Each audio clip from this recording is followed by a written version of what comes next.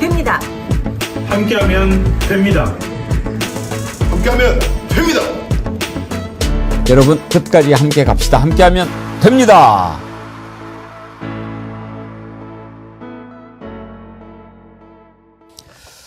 여러분 안녕하십니까? 백운기입니다. 이재명 대통령이 부동산과의 전쟁, 정확하게는 망국적 투기와의 전쟁을 선포하자 국힘당이 난리가 났습니다.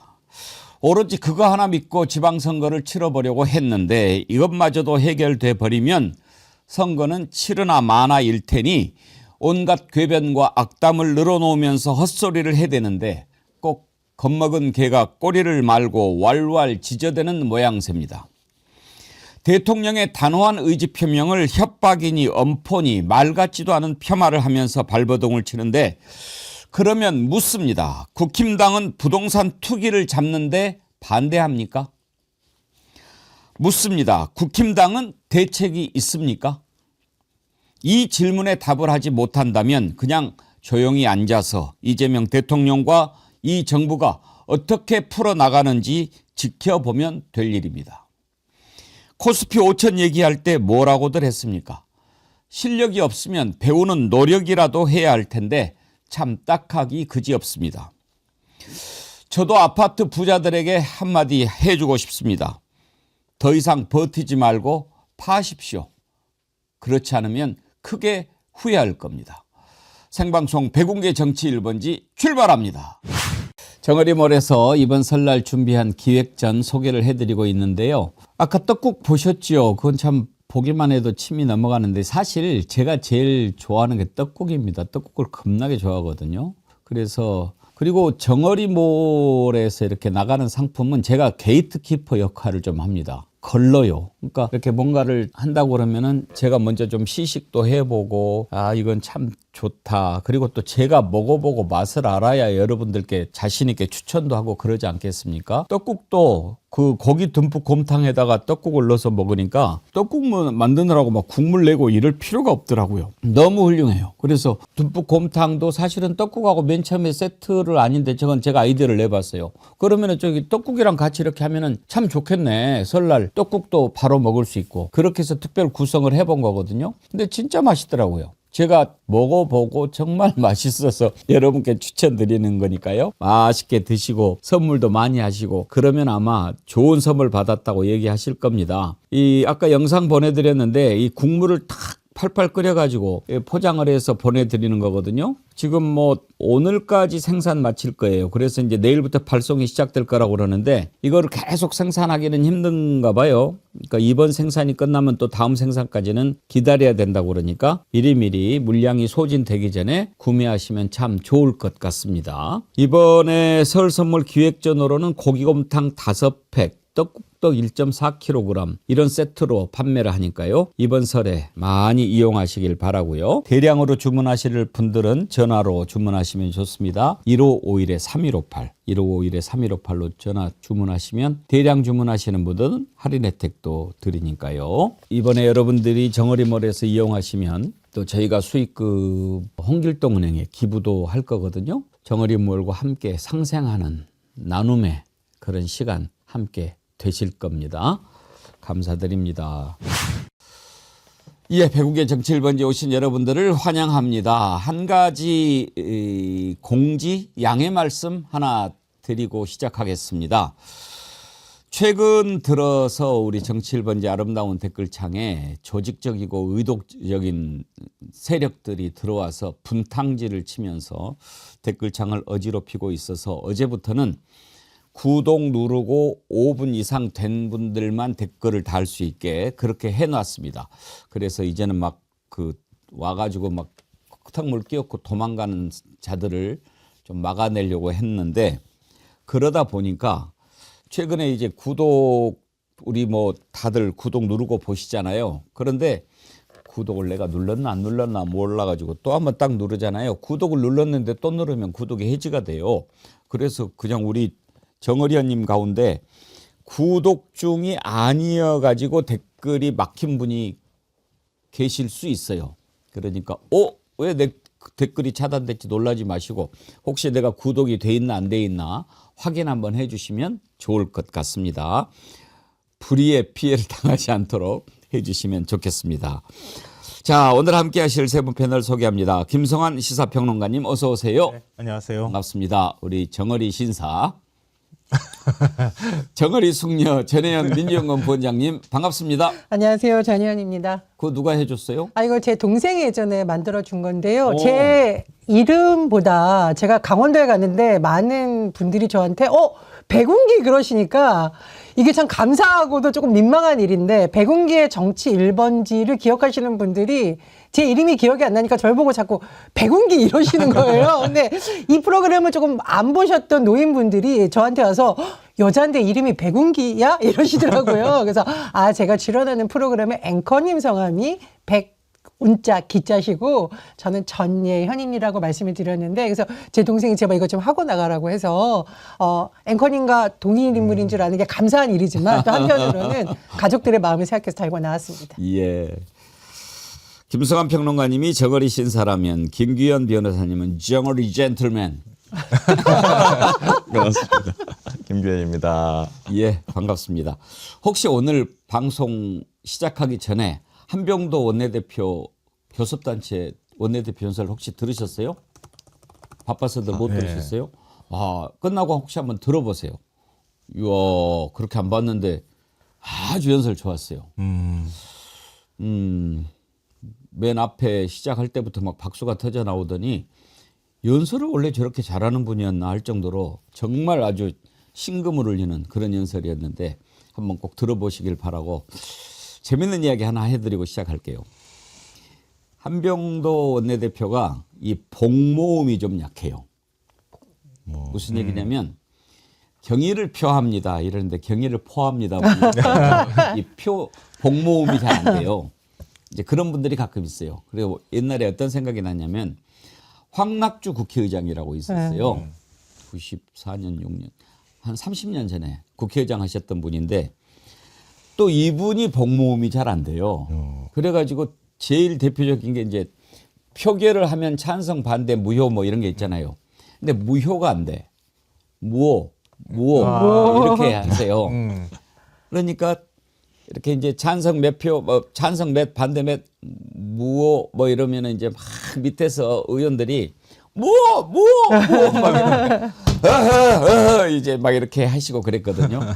한 번은 이제 본인이 작심을 하신 거야. 이번에는 내가 제대로 발언을 해야지.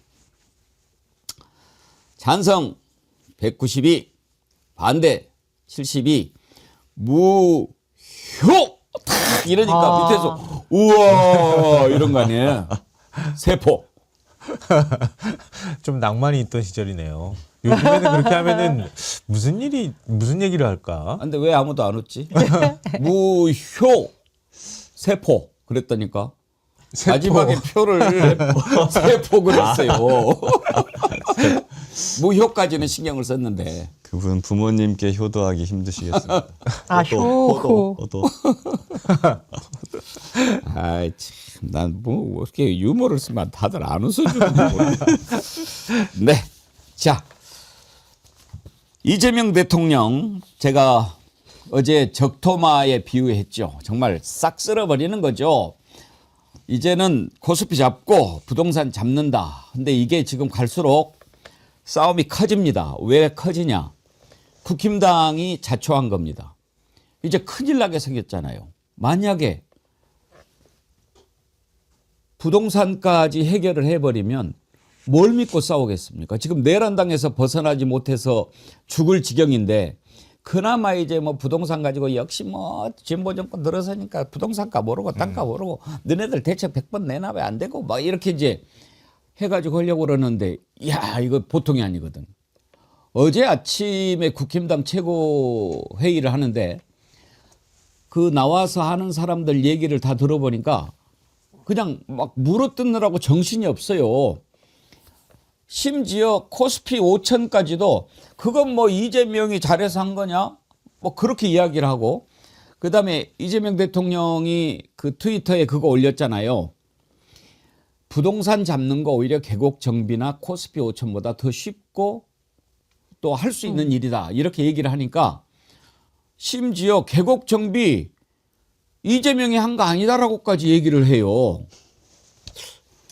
이건 사실 왜곡 아닌가요? 그걸 이재명 대통령이 성남시장 때 한 것이 아니라고 이야기하는 것은 도대체 뭘까요? 어제 정말 그 최고위원회에서 입달린 자들 다 한마디씩 하던데 그중에서 저는 신동욱 최고가 하는 게 아주 가관입니다. 뭐라고 했는지 한번 들어보시죠. 부동산 잡는 일은 남양주 계곡 정비라든지 코스피 5천 보다 훨씬 쉽다 이렇게 얘기합니다. 계곡 정비가 본인이 한 겁니까? 지금 제 옆자리에 앉아 계시는 전 조공환 남양주 시장이 해놓은 것을 본인이 치적으로 가로챘다는 것은 국민들이 다 알고 있습니다. 남의 것을 가로채는 것은 굉장히 쉬운 일이죠. 부동산 문제 그렇게 간단하지 않습니다. 코스피 5천은 어떻습니까? 이게 이재명 정부가 잘해서 한 겁니까? 전 세계적으로 돈이 어마어마하게 많이 풀린 데다가 AI 반도체 특수가 생기면서 삼성전자 하이닉스 같은 일부 대형주가 많이 오르면서 비정상적으로 지금 코스피 주가가 오른 것입니다. 지금 국민 중에 주식해서 돈 벌었던 사람이 생각보다 많지 않습니다. 김성환 평론가님, 저자가 앵커를 했어요. 그러게요. 그러니까 저런 자가 앵커를 한 그 보도가 얼마나 엉터리였겠습니까? 윤석열 보고 범인 내려온다고 그랬잖아요. 그랬던 당사자예요. 그 범은 지금 어디가 있습니까? 감옥에 가 있어요. 최소한 부끄러움을 알아야 되는데 아직도 저러고 있네요. 그리고 윤석열 지키겠다고 나섰다가 다시 또 지금 한동훈 죽이겠다고 저렇게 펄펄 뛰고 있는 모습 보니까 참 한심하다 이런 생각이 들고요. 앵커할 때 그러면 보도를 어떻게 했을까? 기자들이 뭔가를 이렇게 보도하겠다고 갖고 오면은 얼마나 편향적으로 결정했을까 이런 생각이 들어요. 근데 지금 이제 코스피 5천 얘기도 하고요. 부동산 얘기도 하고 막 여러 가지 얘기를 막 하는데요. 논리가 말이 안 돼요. 제가 볼 때는. 코스피 5천은 가만히 둬도 가는 거고 그러면은 정부가 별로 할 일도 없는데 그러면은 코스피 5천 가는 거 시장에다가 맡기면 알아서 해준다고 하면 부동산 시장도 아무것도 안 하고 가만히 있어도 되는 거 아닙니까? 시장이 알아서 해주는 거 아니에요? 국민들이 알아서 조절할 거 아니겠어요? 근데 왜 집값 못 잡는다고 난리를 치고 펄펄 뜁니까? 난 저 인간한테 한번 시장이에요. 물어보고 싶어요. 그러면 윤석열이가 그대로 있었어도 지금 코스피 5천 됐겠네? 그 시장이 바뀌어가지고 그렇대잖아요. 오늘 뭐 성일종 의원도 그런 주장을 하더라고요. 라디오에서. 자기가 뭐 증권사에서 한 5년 정도 근무해봤는데 정부는 할 일이 없답니다. 그러면 진즉에 할 일 없었으면은 윤석열 정부 때 한 5천쯤 올려놨으면 좋았을 뻔했어요. 이건 말도 안 되는 주장들을 저렇게 하는 거죠. 시장이 뭐 알아서 돌아가면 사실 뭐 바뀌긴 뭘 바뀌어요. 윤석열 때도 AI는 열풍이었어요. 그 미국의 엔비디아 계속 올라갔잖아요. 그 윤석열 때는 주식 왜 안 올랐습니까? 그러다가 이재명 대통령으로 바뀌자마자 코스피가 랠리를 하기 시작한 거 아닙니까? 그럼 결국에 지도자가 누구냐? 그리고 그 지도자가 어떻게 주식시장도 관련된 정책을 피느냐에 따라서 얼마든지 달려줄 수 있는 걸 보여준 거지 않습니까? 윤석열 심합니다, 자. 윤석열 내란 터지고요. 어느 주식 시장이 패닉에 빠졌습니다. 그래서 나흘 동안 증발된 시가총액이 144조 원이었습니다. 나흘 동안 144조 원. 역대급 기록이라서 당시의 뉴스를 찾아보세요. 미국의 한 경제 매체에서 윤석열은 대한민국 GDP 킬러다라고 미국의 경제 매체에서 평가를 한 적이 있습니다. 국민의힘은 본인들이 정말 지금 뭐 당명 바꾼다는 얘기 나올 때 경제 폭망당이라고 해야 되는 거 아니라는 생각이 들고요. 그럼 제가 한번 물어보겠습니다. 윤석열 정부 때 AI라든가 그다음에 자산 격차라든가 여러 가지 발생할 수 있는 문제에 대해서 제대로 정책이 나온 적이 있습니까? 없어요. 사실은 참 이게 역사적 불행이자 아이러니이자 결과적으로 행운으로 이어진 이 과정인데 윤석열 정부가 무너지고 이재명 정부가 늘어서는 과정에서 많은 해외 투자자들이 오히려 신뢰를 회복한 거고 엔비디아 얘기하셨는데 세계적인 투자자들이 한국에 방문해서 침 문제라든가 투자 의사를 밝히고 그다음에 에이펙을 성공적으로 했기 때문에 캐대언 신화가 다시 지역으로 이어지고 이렇게 이어지고 있는 겁니다. 그리고 불법 계곡 정비 아마 지금의 이재명을 만든 한 장면이라고 할 수 있을 겁니다. 단순히 표만 의식하면 지역에 있는 상인들하고 부딪히지 않습니다. 하지만 불법으로 누군가가 독점을 해서 시민들이 국민들이 피해를 입고 있다면 이건 반드시 해결해야 된다라는 의지를 표명하고 일방적으로 물어붙인 것이 아니라 그 사람들 만나서 토론하고 그러면 이 사람들은 어떻게 해야 합법적으로 먹고 사느냐에 대해서 고민하고 이런 모습을 보였기 때문에 이 문제가 해결된 겁니다. 국민의힘은 경제 폭망당이라는 이름을 바꿀 건지 아니면 지금이라도 국정 동력을 다시 회복하고 경제를 살리는데 조금이라도 일조를 하는 제대로 된 정당이 될지를 선택해야 되는 시점이 왔다고 봅니다. 그 계곡 정비 누가 한 거예요? 조광한 시장이요. 자기가 먼저 시작했다고 저렇게 얘기하는 거예요. 자기가 먼저 시작했는데 자기가 못한 거거든요. 이재명 시장이 한 거예요. 그랬더니 내가 먼저 시작했는데 공을 이재명이 다 가로챘다 이렇게 주장을 하는 거죠. 근데 사실 그것 때문에 큰 거예요. 그래서 그 자리에 앉아 있는 거예요. 제가 볼 때는. 왜냐면 이재명하고 맞서 싸웠다고 하는 상징성을 그것 때문에 가져간 거거든요. 그러고 난 다음에 저 사람이 왜 저렇게 오버를 하나 그때 제가 그 생각을 했거든요. 아니나 다를까 지금 당 지도부로 가가지고 앉아 있잖아요. 아, 참 저렇게 얘기를 하고 싶을까요? 이태성님 정선의 자랑 전예현. 오. 아유, 어유 제가 정선인 걸 아시는군요. 예, 강원도 이제 정선 아시고. 출신입니다. 지태정님 전예원님 예쁘네요. 아 전예현이라고 차고 나오셨는데 전예원. 지태정님 놀리지 마세요. 박소영님. 김 변호사님 얼굴이 참 좋아 보이십니다. 내란이 일단 조금은 정리가 되어서 마음이 편하신가 봅니다. 아니 얼굴이 좋아 보이시긴 한데 원래 얼굴이 좋으세요. 근데 내란 정리가 됐나요? 일단 저에 대한 고소고발 사건이 좀 정리되기는 했습니다. 아 그래요? 윤석열 정권에서는 이제 제가 뭐 무슨 공작을 했느니 뭐냐 하면서 국힘에서 하도 고발을 많이 해놨는데 해결이 하나도 안 되다 이재명 정부 들어와서 이제 예, 하나둘씩 다 해결이 되고 있습니다. 아휴. 락님께서요 억지를 써도 어지간히 써라 질린다 그러셨는데 이제 그 지금 진행되는 과정은 이제 여러분이 아시잖아요. 이재명 대통령이 맨 처음에 그렇게 정리할 수 있죠. 존말할 때 아파트 많이 가지고 있는 사람은 팔아라. 이번에는 유예 안 한다. 그렇게 이제 이야기를 했어요. 근데 이제 뉴스도 뭐 이렇게 이제 부동산 시장 가서 이렇게 물어보고 그러니까 뭐 별로 뭐 반응 없는데요. 뭐 버티고 뭐 이거 하다 보면 또 넘어가겠죠. 선거도 있고 그러는데 막 이렇게 생각하고 거기에다가 보수 매체 특히 이제 경제지들 이런 것들이 또 이제 부추기는 거예요. 왜 그런다고 생각하십니까? 어제도 이야기를 했는데 건설사들이 언론사를 많이 가지고 있다니까요. 언론사가 건설사를 가진 게 아니라 건설업 하는 자들이 언론을 갖고 있어야 이게 뭔가 좀 자기들 보호하는 데 도움이 될까 봐. 그런 데서 막 장난을 치는 거죠. 부동산 투기를 조장하는 망국적인 세력들을 향해서 이제 경고를 하는 겁니다.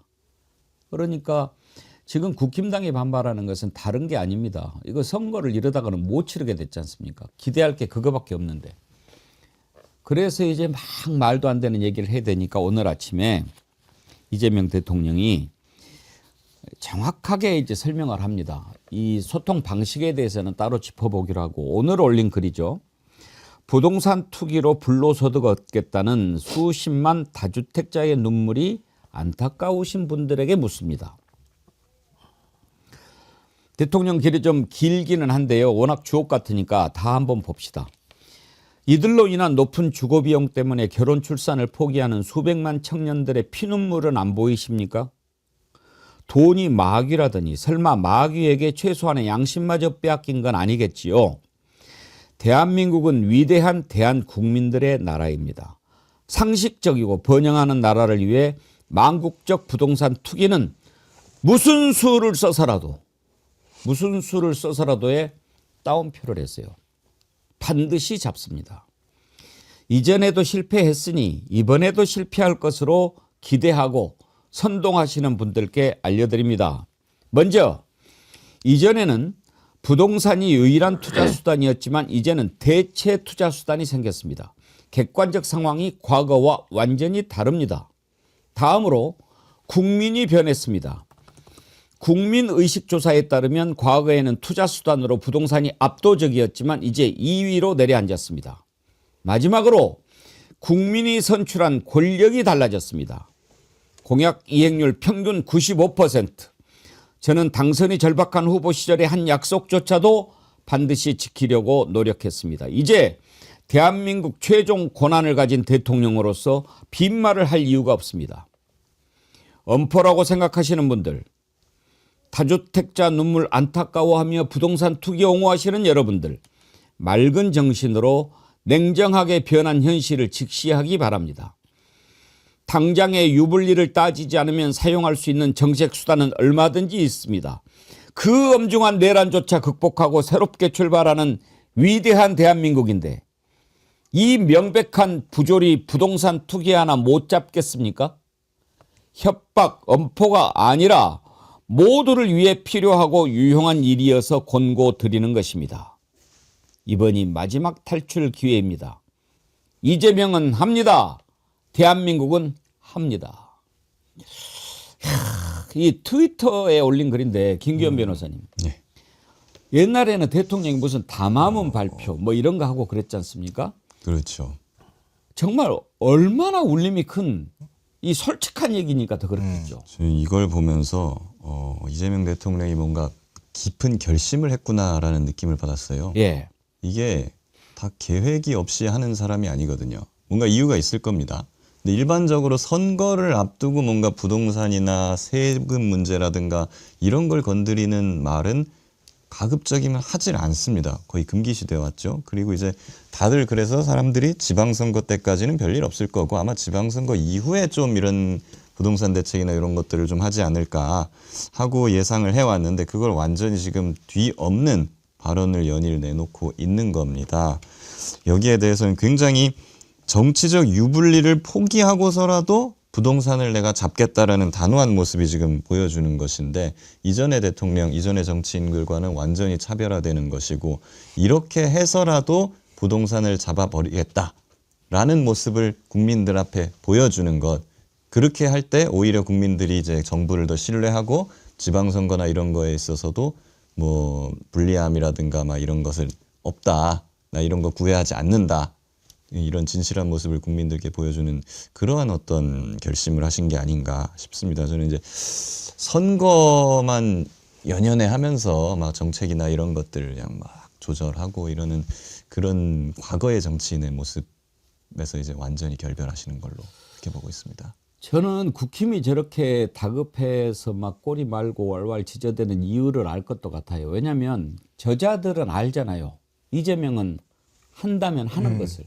그래서 더 그러는 거 아닐까요? 그럼요. 지금 떨고 있을 거예요. 그러니까 물론 이제 지금 자산 가치가 많이 올라가는 상황이기 때문에 또 그리고 돈 가치가 떨어지고 있잖아요. 그 영향도 받고 또 이전에 이제 윤석열 정부 때 주택 공급을 제대로 못했단 말이에요. 그 영향도 있고 그래서 집값이 올라가는 건 분명하고요. 그걸 이제 정부 차원에서 집값을 잡아야 될 필요성도 분명합니다. 그러니까 국민의힘이 그걸 아는 거예요. 그래서 이번 지방선거는 민생 그러니까 물가 올랐다, 부동산 집값 올랐다 이거 가지고 민주당한테 파상 공세를 펼치려고 지금 다 준비하고 막 때리고 있는데 대통령이 나서서 저런 식의 태도를 보이니까 이게 지금 공격이 잘 안 먹히는 상황이 된 거예요.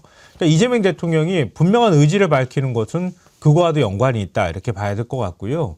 둘째로는 이전 정부 때 항상 실패했던 게 뭐냐면은 자꾸 적당히 땜질하고 넘어갔던 것 때문이었어요. 그러니까 정책의 신뢰성을 상실하다 보니까 나중에 가서 이렇게 하다가 나중에 다 망해서 나는 원상 회복되고 그리고 집 가지고 난 또 돈 벌 거야 이렇게 되는 거거든요.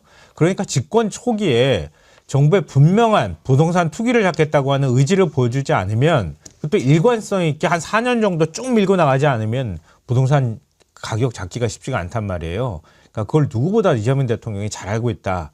그래서 그러니까 지금 지방선거를 앞두고 있지만 선거와 유불리 상관없이 이번에 양도세 중과하는 거 이것도 유예했던 거 유예하지 않고 그냥 시행한다고 하잖아요. 그걸 신호탄으로 해서 이렇게 해서도 안 된다면 부동산 대기 수요나 투기 심리를 못 잡는다면 다른 더 강력한 카드를 꺼낼 수 있다고 분명하게 경고의 신호를 주고 있다고 봅니다. 수백만 청년들의 피눈물이 안 보이냐 이 말이 저는 가슴에 정말 꽂혔는데 아마 뭐 김상환 평론가님도 서울 출신이 아니고 저도 이제 지역 출신이다 보니 서울에 처음 올라왔을 때 그 막막함 어디서 살아야 되냐 이걸 아마 대다수 청년들이 느끼고 있을 거고 결혼을 앞둔 청년들이 결혼을 계속 미루고 아이를 낳고 싶은 부부들이 아이를 미루는 요인이 뭘까 다 그거예요. 집 마련하면. 진짜 돈이 막이고 부동산 투기가 막입니다.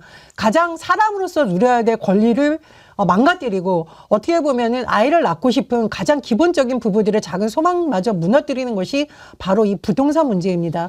그리고 제가 정말 마음 아픈 현실을 한번 짚어보겠습니다. 우리나라에서만 볼 수 있는 특이한 뉴스가 뭐냐면요. 부동산 문제 때문에 극단적인 삶을 선택하는 사람들의 모습을 가만히 보면 월세를 몇 달간 못 냈다. 즉, 집이라는 것은 사람의 가장 생존의 기본입니다.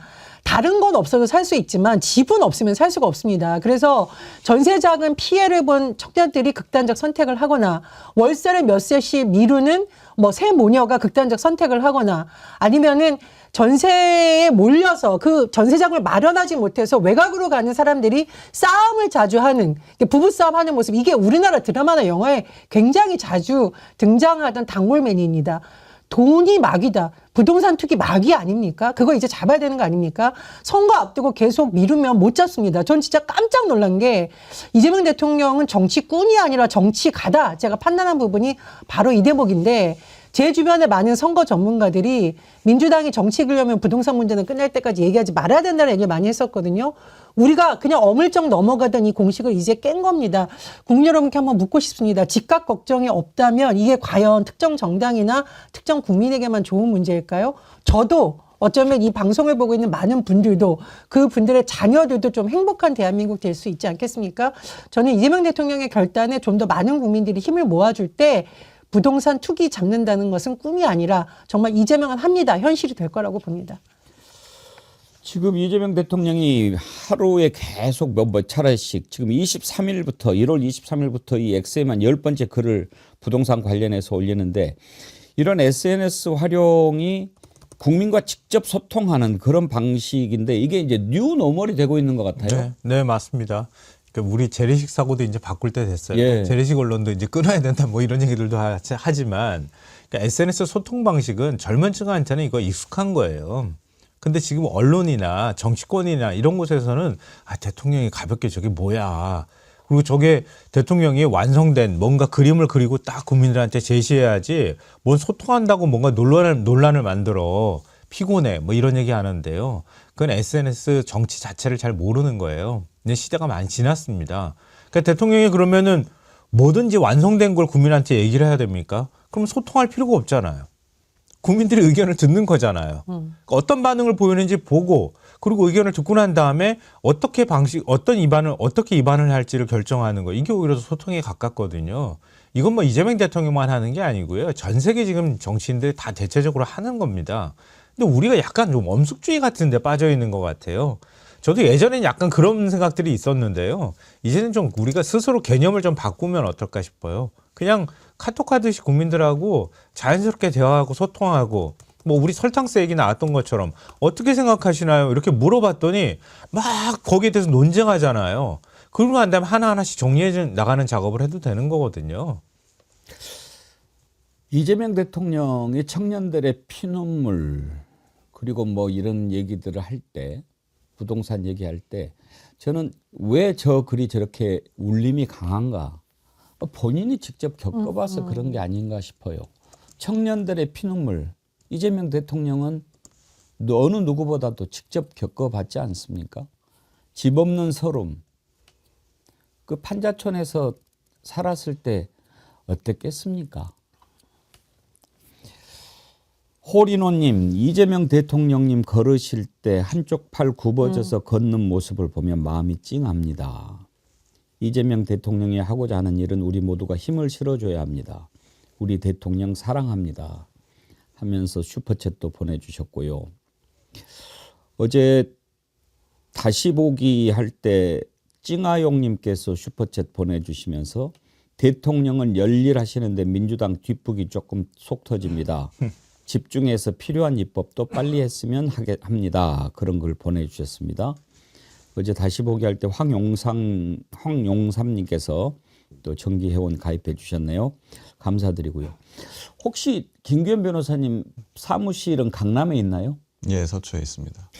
김규현 변호사님은 그렇게 뭐 아파트가 여러 채 있는 걸로는 아닌 걸로 알고 있고 많이 여러 개 계시면 파셔야 여러 개 돼요. 있었으면 좋겠네요. 왜 여쭤보냐면 강남에는 진짜 부자들이 많잖아요. 그렇든가요. 아마 강남 지역 사람들 재산이 강남을 제외한 대한민국 전 재산보다 더 많을 수도 있어요. 그럴 훨씬 수도 많죠. 있지 않을까요? 예, 그렇죠? 충분히 그럴 수 있다고. 뭐 이미 뭐 1%의 부자가 뭐 예, 절반 예. 이상의 재산을 다 가지고 있다 세계적으로. 그런 말도 있으니까요. 그러니까 이제 그런 사람들은 그동안에 자기들이 돈을 벌어왔던 방식이 있지 않습니까? 그리고 정부들이 어떻게 해왔는지도 알고. 그러니까 뭐 이번에도 이렇게 근데 사실 우리가 그 이재명 대통령이 다른 사람이 아니고 이재명이니까 지금 이러는 거지. 그 전에 여러 번 정부가 이렇게 한다라고 해서 따라갔다가 속았던 경험이 있기 때문에 이번에도 그러지 않을까 하는 생각이 있는 것은 이해가 되는데 잘못된 것을 바로 잡자고 하는 거지 않습니까? 그리고 이재명이잖아요. 그러면 이번에는 강남도 좀 움직이지 않을까 싶은데 어떨까요?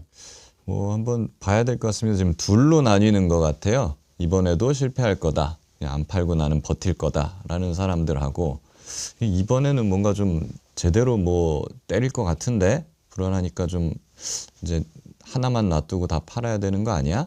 이런 사람들이 지금 반으로 나뉘는 것 같은데 근데 그 중에서 좀 이제 팔 유인이 많이 생긴 게 코스피가 이제 5,000대고 주식시장으로 돈이 많이 몰리면서 이 사람들이 집을 팔아가지고 딴 데 투자해갖고 돈을 벌 수 있다라는 어떤 활로가 생긴 것 같아요. 동시에 그 이재명 대통령은 그런 망국적 부동산 투기 이런 거를 굉장히 세게 비판을 하면서도 이 사람들이 그 집을 팔아가지고 갈 수 있는 주식시장이라든가 이런 대한투자처까지 만들어 놓은 퇴로를 주고 지금 이렇게 하는 거거든요. 그래 굉장히 이건 현명한 정책이라고 저는 생각을 합니다. 저는 국민의힘한테 한번 물어보고 싶어요. 그러면 너네들은 정말 부동산 이거 잡자는 거 반대하는 거냐?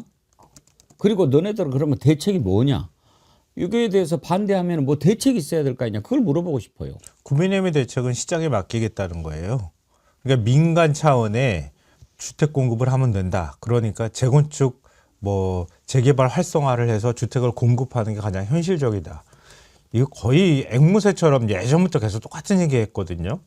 근데 참 공교롭게도 국민의힘이 집권했을 때는 국제금융이나 이런 부분들이 지금하고 반대 방향으로 가는 경우가 있어서 아무것도 안 해도 집값이 잘 안 오르는 현상이 나타난 것도 있었어요. 그러니까 그런 이제 경험치기 있는 상황이기 때문에 그렇게 하는 게 하나가 있을 것 같고요. 또 하나는 뭐 자기들이 다주택자이기 때문에 자기들한테 세금 많이 부과하는 걸 싫어하니까 그런 경향도 나타난다고 보는데요. 저는 아까 뭐 전현 평론가가 그 나도 어린 시절에 힘들었다 이렇게 말씀하셨는데 저도 서울 처음 올라올 때 배낭 하나 메고 옷걸이 하나 달랑 들고 올라왔거든요. 반지하부터 옥탑방까지 안 살아본 데가 없어요. 그래서 겨우 사실 지금 연립 하나 이제 50 정도 다 해서 겨우 샀거든요. 그러니까 얼마나 그 사람들이 힘들어하는지 잘 알고 있어요. 그래서 저는 이재명 대통령의 말에 전적으로 동의합니다. 집을 투기 대상으로 투자 대상으로 삼는 시대는 이제 지나가야 됩니다. 그러니까 다른 사람들이 좀 더 좋은 질의 주택 주거 환경에서 살고 싶은 욕망은 있다 하더라도 그게 꼭 사고 팔면서 계속 돈을 불려나가는 수단처럼 되는 건 좀 바람직하지 않고요. 국가 차원에서도 엄청난 자원의 낭비라고 생각하고요. 그래서 이번에 6만 원 공급하는데 LH가 주도해서 임대 아파트 짓는 거 가지고 국민의힘에서 또 시비 거는 거 제가 보면서 와, 이 사람들은 정말 젊은 세대나 돈 없는 사람들이 가서 어디든 내 살 공간이 필요하다는 생각은 전혀 안 하는구나. 그냥 돈 있는 아이들한테 자기들이 돈이 많으니까 그 아들한테 돈 줘서 그냥 집 사게 해주는 것밖에 생각이 없구나. 이런 생각을 했어요. 이런 생각 이제 좀 바꿔야 됩니다. 정말. 우리가 나서서 저뿐만 아니라 방송 보고 계시는 시청자분들도 마찬가지고요. 많은 사람들이 이제 생각을 바꿔줄 때가 됐습니다. 저는 어제 또 황당했던 것 중에 하나가요. 지금 아마 이재명 대통령 집이 성남 분당에 있나 보죠? 네네. 그러니까 사저가 거기 있나 보죠? 원래 아파트. 원래 사는 아파트가. 네네네. 근데 어제 국힘당의 최고위원 누군지 모르겠는데 아니 아파트 팔으라고 그러면서 분당 집이 뭐 지금 몇 억이 올랐다는데 왜 그거는 안 파냐? 너부터 팔고 이야기를 해라 그렇게 이야기를 하더라고요. 아니 지금 청와대 들어가 있으니까 그 집 지금 있는 거 나중에 돌아갈 집 아니에요? 네, 그거 그걸 팔면 팔으라고 어디로 가요? 그러면 말이 돼요? 아, 이게 장동혁 대표 일단 6채부터 어떻게 정리를 하고 말씀을 하셔야 이게 먹히는 거지. 지금 공무 때문에 관저에 머무는 거잖아요. 그건 자의적으로 선택할 수가 없는 거고, 그 다음에 이제 관저에 머물게 하는 여러 가지가 있는 거잖아요. 국가 비상사태에 있어서 빨리 대응을 하기 위해서 좀 이게 좀 적당한 표현인지 모르겠지만 사실상 뭐 감옥살이라고 하는 표현도 있어요. 개인의 사생활이 없습니다. 그러니까 국가의 공무를 위해서 한 것이지 본인이 뭐 부동산을 어떻게 해보겠다라고 있는 상황까지 끌어들여서 하는 것은 너무 좀 이렇게 바보들의 합창 뭐 이런 말이 떠오르는 본인들은 시점입니다. 강남 집을 그렇게 좋아하니까 뭐 윤석열도 초반에 아크로비스타에서 차 타고 출퇴근했잖아요. 뭐 용산으로 뭐 그런 걸 생각하는지는 모르겠습니다만은 아니 뭐 퇴임하고 갈 집은 남겨놔야지 그걸 그걸 팔라 있어야죠. 그러면 그거를. 안 그러면 국민의힘에서 뭐 그러면 퇴임한 대통령한테 집을 지어주는 법이라도 하나 만들어 놓고 한번 그런 소리를 하든지요. 아니 그냥 계속 청와대에 살게 해주겠다는 거 아니에요? 아 그런 예. 깊은 뜻이 제가 그렇다면 몰랐네. 우리도 검토해볼 용의가 있어요. 그럼 윤석열 김건희 집도 좀 팔지 그래요. 못 돌아갈 텐데. 아유, 그러게요. 서울구치소에서 잘 지내고 그러니까, 있는데 왜 멀쩡한 집을 그러니까 지금 이제 다시 정리하자면 올바른 방향으로 가잖아요. 그리고 이제 뉴 노멀이라고 그래가지고 새로 이제 이렇게 국민들과 다이렉트로 소통하는 방식을 택하고 있는데 어제도 말씀드렸지만 이재명 대통령이 이렇게 소통 방식을 택하는 이유 가운데 또 하나는 함께 해야 됩니다, 여러분. 국민들께 직접 호소하는 거라고 생각합니다. 국민들이 힘을 모아줘야 이건 해낼 수 있습니다. 라는 것 아니겠습니까? 근데 이제 선거 앞두고 큰일 났죠. 국힘당이 지금 뭐 비난하고 말도 안 되는 일로 하고 뭐 코스피도 뭐 이재명 대통령이 잘해서 한 거냐 이렇게 말도 안 되는 소리를 씨부리는데 그거야 이제 선거가 앞으로 뭐 몇 년 뒤에 남은 국회의원들은 그러지만 당장 이번 6월에 지방선거 치러야 될 사람들은 죽을 지경인 거죠. 그리고 또 뭐 말도 안 되는 짓을 해대면서 한동훈 쫓아내고 극우 인사들 끄집어 당기고 막 이러는 장동혁한테는 정말 어떻게 할 수도 없고 오세훈 시장이 제일 죽을 지경인 거예요. 그래서 물러나라고까지 얘기를 하지 않았습니까? 그러면서 장동혁 리스크가 지금 제일 큰 리스크다 이렇게 이야기를 합니다. 오세훈 얘기 들어보시죠. 저는 이번 지방선거에서 이른바 장동혁 디스카운트가 지방선거를 덮치지 않을까 하는 염려가 매우 큽니다. 서울, 인천, 경기의 각 지자체장들 이분들 지금 말씀만 안 하셔도 아마 속이 수건용일 겁니다. 장동혁 리스크로 지방선거가 수도권에서 대패의 결과로 이어진다면 그때 가서 책임을 묻는 것보다는 지금 그 노선 변화를 이렇게 강력한 목소리로 요구하는 것이 더 필요한 일이라고 저는 생각을 하고요. 여러분은 어떻게 들으셨는지 모르겠는데 저는 저걸 보면서 그런 생각이 들었어요. 아, 오세훈도 이미 선거는 하나만 하고 대표 자리를 노리는 거 아닌가 그런 생각이 딱 들더라고요. 그 서울시장은 본선 나가도 이제 자기는 떨어진다. 예. 지금 추이를 보면 그런 생각을 하고 있는 것 같습니다. 그 정확하게 그 지방선거 이후에 자기의 행보 이런 거를 다 염두에 두고 지금 하는 것으로 그런 것 같아요. 생각이 듭니다. 이 서울시장 후보도 못 될 수도 있어요 지금. 보니까. 서울시장 후보도 네. 장동혁이 최종 결정을 해야 되는 거 아닌가요? 그러니까요.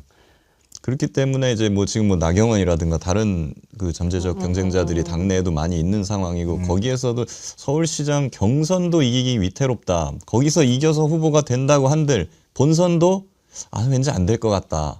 이런 상황에서는 섣불리 지금 뭐 장동혁 대표나 막 이런 쪽에 붙기보다는 거기랑 확실히 대립각을 세움으로써 네, 어떤 대안적인 이미지 이런 걸 선명하게 부각시키는 전략으로 가고 있는 것 같습니다. 뭐 오세훈이나 장동혁이나 뭐 저는 뭐 거기서 거기라고 보는데 그러면 오세훈 시장한테 뭐 묻고 싶은데 물론 이제 장동혁 대표 리스크도 굉장히 큽니다. 그런데 그 한강버스 고장 난 것도 장동혁 대표라고 할 건지 서울에 있어서 여러 가지 엉망진창이 된 그동안 정책들도 장동혁 대표 건이라고 할 건지 등등이 있습니다. 그래서 사실은 지방선거에서 대패할 수 있다라는 위기감을 놓고 벌써부터 네 탓이다라고 하고 있는 모습이 있는 거고요. 문제는 뭐냐면 대안을 내놓지 못하고 지금 탓할 사람만 서로 잡고 있다라는 겁니다. 오세훈 시장도 서울에 쌓여있던 문제를 못 풀고 오히려 이재명 대통령이 나서서 이 가장 예민한 부동산 문제를 건드리면서 해결할 수 있겠다라는 불안감이 엄습하니까 서로 물어뜯을 상대를 찾고 있는 것으로 보이는데요. 제가 보다 이런 한심한 정당 참 처음 본다 이런 생각이 들어요. 예. 요즘. 근데 이게 장동혁의 반사체예요. 오세훈 시장은 제가 볼 때는 자기 스스로 야광처럼 빛을 내야 되는데 자기 성과가 없잖아요. 그러니까 장동혁을 때리면 자기가 상대적으로 부각이 되거든요. 그러니까 장동혁의 발광체가 돼서 몸값을 올려보겠다 이런 전략이 숨어 있는 것 같고요. 둘째로는 지방선거 앞두고 지금 국민의힘에서 당무감사를 이미 했거든요. 친한 게 다 축출하겠다고 얘기를 하는데요. 지금 장동혁하고는 좀 거리가 있어요. 오세훈 시장이. 그러면 친한 게 축출하는 원외 당협위원장이 축출이 되면은 오세훈 시장과 함께 할 사람이 별로 없는 상황이거든요. 거기에 대한 경고의 메시지를 던지는 거다. 경고의 메시지 측면에서 세 번째가 있는데요. 그러니까 오세훈 시장 당내 경선 통과하기 쉽지 않아요. 근데 경선 룰 아직 이제 확정 안 했거든요.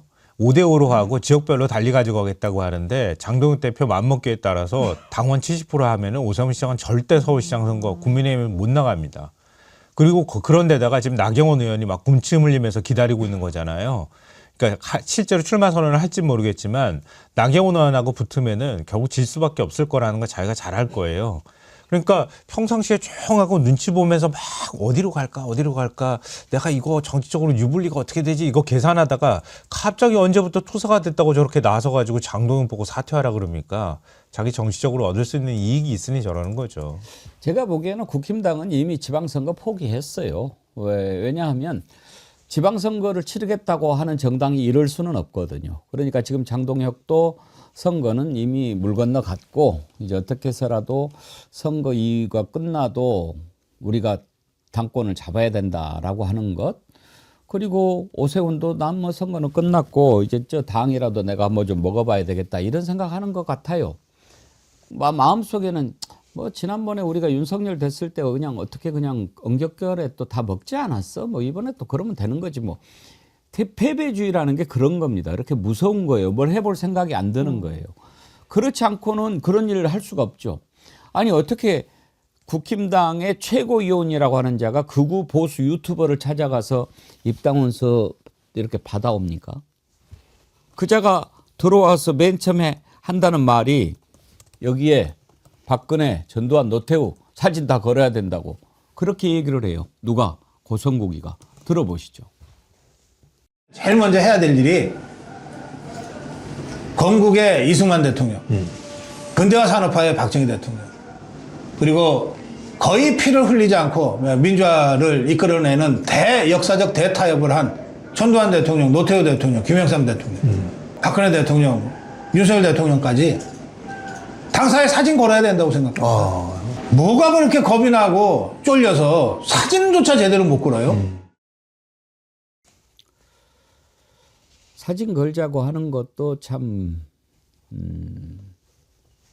가당치 않지만 저 말 중에 거의 피 한 방울 흘리지 않고 민주화를 이끌어낸 전두환. 저자를 어떻게 봐야 할까요? 누구랑 착각을 하고 있는 거 아닌가요 지금? 누가 피를 안 흘리고 저기를 했어요? 아니 5.18, 12.12는 쿠데타고 거기서 지금 적어도 수천 명의 시민들이 희생되었다는 거는 교과서에도 나오고 대법원 판결에 의해서도 지금 다 인정되는 사실이지 않습니까? 그것이 군사 반란이고 내란이었다는 거는 온 세상이 다 알고 있는 것인데 그걸 일으킨 전두환을 보면서 피를 흘리지 않았다. 명백하게 가짜 뉴스를 유포하는 거 아닌가 싶은 생각이 들고 그런 사람의 사진을 당사에 걸어야 된다라고까지 주장하는 걸 보면은 뭐 이제 거의 국힘은 이제 구제불능 수준으로 갔구나. 저자도 당을 먹으려고 하는 건가요? 그런 얘기들 많이 하는데요. 뭐 국민의힘에서는 아니라는 식으로 얘기를 하는데 지금 구독자 수가 100만이 훨씬 넘어가거든요. 그러니까 국민의힘의 당원들한테 영향력이 크겠죠.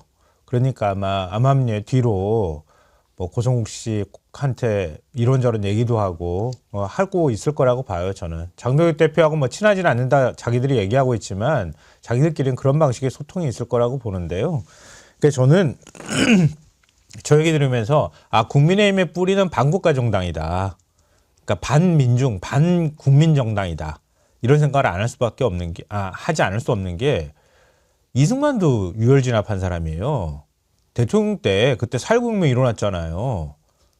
뭐 그렇지 않습니까? 자기 전국에다가 자기 동상 세워놓고 독재를 꿈꾸고 실제 독재했던 사람입니다. 공국의 아버지라고 그래요. 사진을 안 걸겠습니까? 근데 이승만 걸어놨잖아요. 걸어놓고 난 다음에 그 다음에 걸 사람이 없는 거야. 당에 뿌리가 없는 거예요, 지금.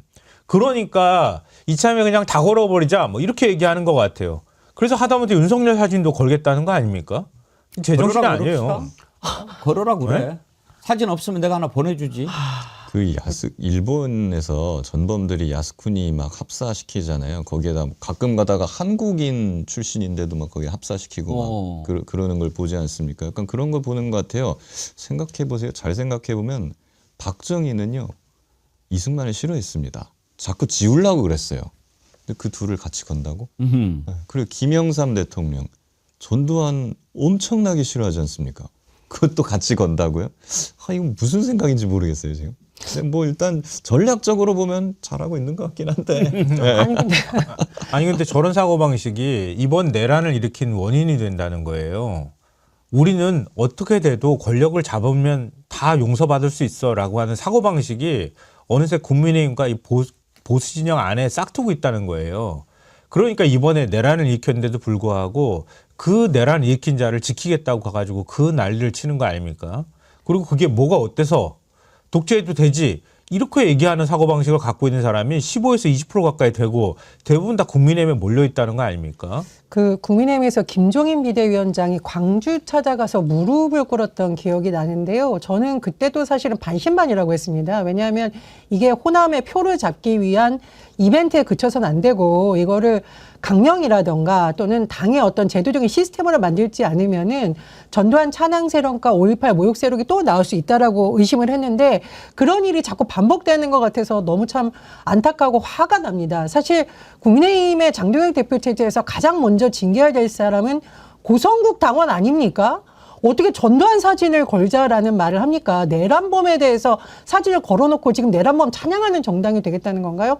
아예 이참에 그런 범죄 판결을 받은 이명박 사진도 다 걸죠. 왜? 그래서 우리는 앞으로 내란 옹호당이 되겠다, 내란 찬양당이 되겠다 노골적으로 하든가. 도대체 장동혁 대표가 말 따로 행동 따로 뭐 따로 국밥당입니까? 저는 이 부분에 대해서 국민의힘 내부에서 이게 어물쩍 넘어가면은 앞으로 정말 이 부분은 역사적 기록에 남을 것이고요. 지방선거뿐만 아니라 앞으로 모든 선거에서 이 말을 갖고 국민들이 심판해야 된다고 생각이 듭니다. 부산이 대인님, 선구가 전두환 이승만은 국민의 총을 쏜 유이한 대통령이다 XX야 그러셨는데 그렇죠? 그걸 걸으라고? 국민의 총을 쏜 이승만 전두환, 국민의 총을 겨눈 자 지금 감옥에 들어가 있지요. 녹수님 걸어라 걸어. 목에다 명패 목줄하고 버스 타고 전철 타고 다녀라. 그렇게 걸어라고 하니까 오늘 한병도 원내대표가 교섭단체 대표연설에서 아주 재미있는 표현하더라고요. 그렇게 걸면 너네 당사는 내란범 갤러리 되는 거 아니냐 그러던데 아주 참 한번 들어보시죠. 국민의힘에 엄중히 묻습니다. 계엄 사과는 진짜 사과입니까? 거짓 사과입니까? 겉으로는 고개 숙이면서 뒤로는 5.18을 모독하고 전두환을 찬양하는 구구 인사를 지도부가 친히 나서서 입당시켰습니다. 전두환을 피 흘리지 않고 민주화를 이끈 사람이라며 당사에 윤석열 사진과 함께 걸자는 역대급 망언이 입당 첫 일성이었습니다. 이러면 국민의힘 당사는 내란범 갤러리가 되는 것 아닙니까? 내란범 갤러리 참 재미있는 표현이었어요. 자, 저렇게 지금 망하는 길로 푹푹 들어가고 있는 국힘당입니다. 참 뭐 되는 집 안 되는 집 우리가 얘기하는데 지금은 별수를 써도 안 되죠. 뭐 용을 써도 안 되는 거죠. 왜? 뭘 바꿀래야 바꿀 수가 없으니까요. 바꾸려고 해도 목표가 있어야 되죠. 뭘 바꾸겠다는 겁니까? 지금 뭐 이제 또 전환길도 돌아왔다라고 하는데 고성국, 전환길, 전광훈 뭐 이런 자들이 그 당을 차지한다. 저는요 그거 한편으로는 그래라. 그렇게 하고 싶은데 그러면은 나라가 불행해지죠. 보수 정당이 있어야죠. 그러니까 차라리 그런 당을 하나 저기 만들어 가지고 어디 소각장 옆에다가 하나 두고 저기는 좀 지켜야 되는 거 아닌가 그런 안타까운 마음이 있어요. 다음으로 넘어가죠. 그 김건희가요. 그러니까 이제 김건희 변호인들이 뭐 했다고 하는데 김건희가 한 거죠. 말도 안 되는 판결로 1년 8개월 받았잖아요. 그런데 이것도 많다고 항소를 했다는 거 아닙니까? 그러면서 그 목걸이 뭐죠 이름이? 반클리프 아펠인가요? 네. 그라프. 그라프. 이번에 판결은 그라프. 예. 그거는 안 받았다. 그리고 샤넬도 하나는 뭐 받은 거고 하나는 안 받았다. 그러니까 샤넬 값만큼만 형을 때려야 된다. 이렇게 지금 주장을 했다는 거 아닙니까? 아니 그것도 대가성이 없는 거였으니 다 무죄 선고해야 한다 이렇게 주장을 하는 건데요. 그거 들으면서 우인성 판사 판결에 용기를 얻었구나 그 생각했어요. 그러니까 그 판결하면서 이랬어요. 청탁 내용에 비해 수수된 금액의 가액이 너무 작아 대가관계가 존재한다고 볼 수 없다 이렇게 얘기를 했거든요. 김건희가 똑같은 논리로 통일교 청탁이 가방 하나로 될 일이 아니야 이렇게 얘기를 했어요. 그러니까 통일교에서 청탁할 때 뭐 예를 들면 뭐 아프리카나 이런 데 ODA 작업 늘려주세요. 뭐 UN 제5사무국 만들어주세요. 뭐 이런 식의 얘기였거든요. 그게 샤넬 가방 하나로 될 문제냐. 청탁이 어떻게 그게 성립이 되냐. 이렇게 얘기를 하는 거예요.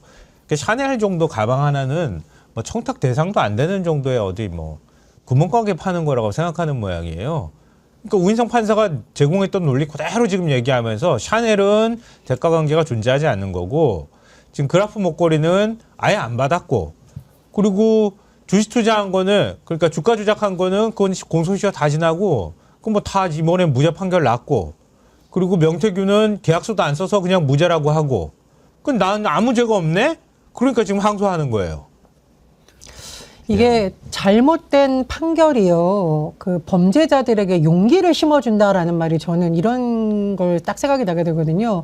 그러니까 본인이 죄를 저질렀지만 판결이 가볍게 나오면 오히려 범죄자들이 의기양양해서 더 활개를 치는 경우가 있습니다.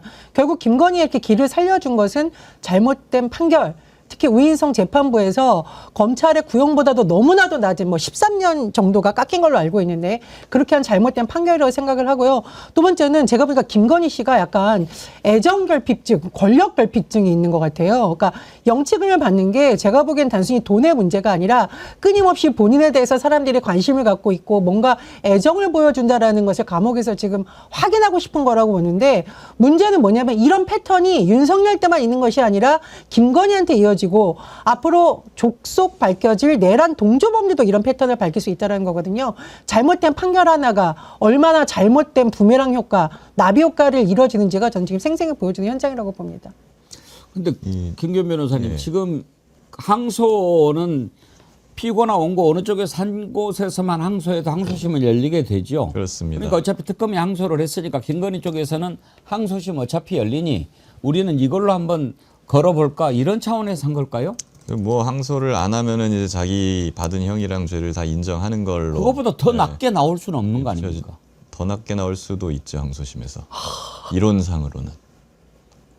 뭐 무죄가 나올 수도 있는 거니까 이론적으로는. 우인석 말고 좌인석 만나면 이제 더 그러게요. 그런데 저는 이제 1심 판결 자체가 굉장히 법리적으로 무리하고 말도 안 되는 내용들이 많았기 때문에요. 이거는 뭐 납득할 수가 없는 판결이고 2심에 가면 자연스럽게 저는 이거는 바로 잡힐 거라고 저는 보고 있습니다. 근데 다만 이제 김건희 쪽의 지금 대응 방식이 너무 그냥 시정잡배 잡범들이 하는 대응이거든요.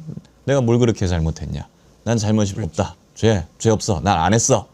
이런 식으로 하는 건데 보통 이런 친구들한테는 굳이 관심을 줄 필요가 없습니다. 네.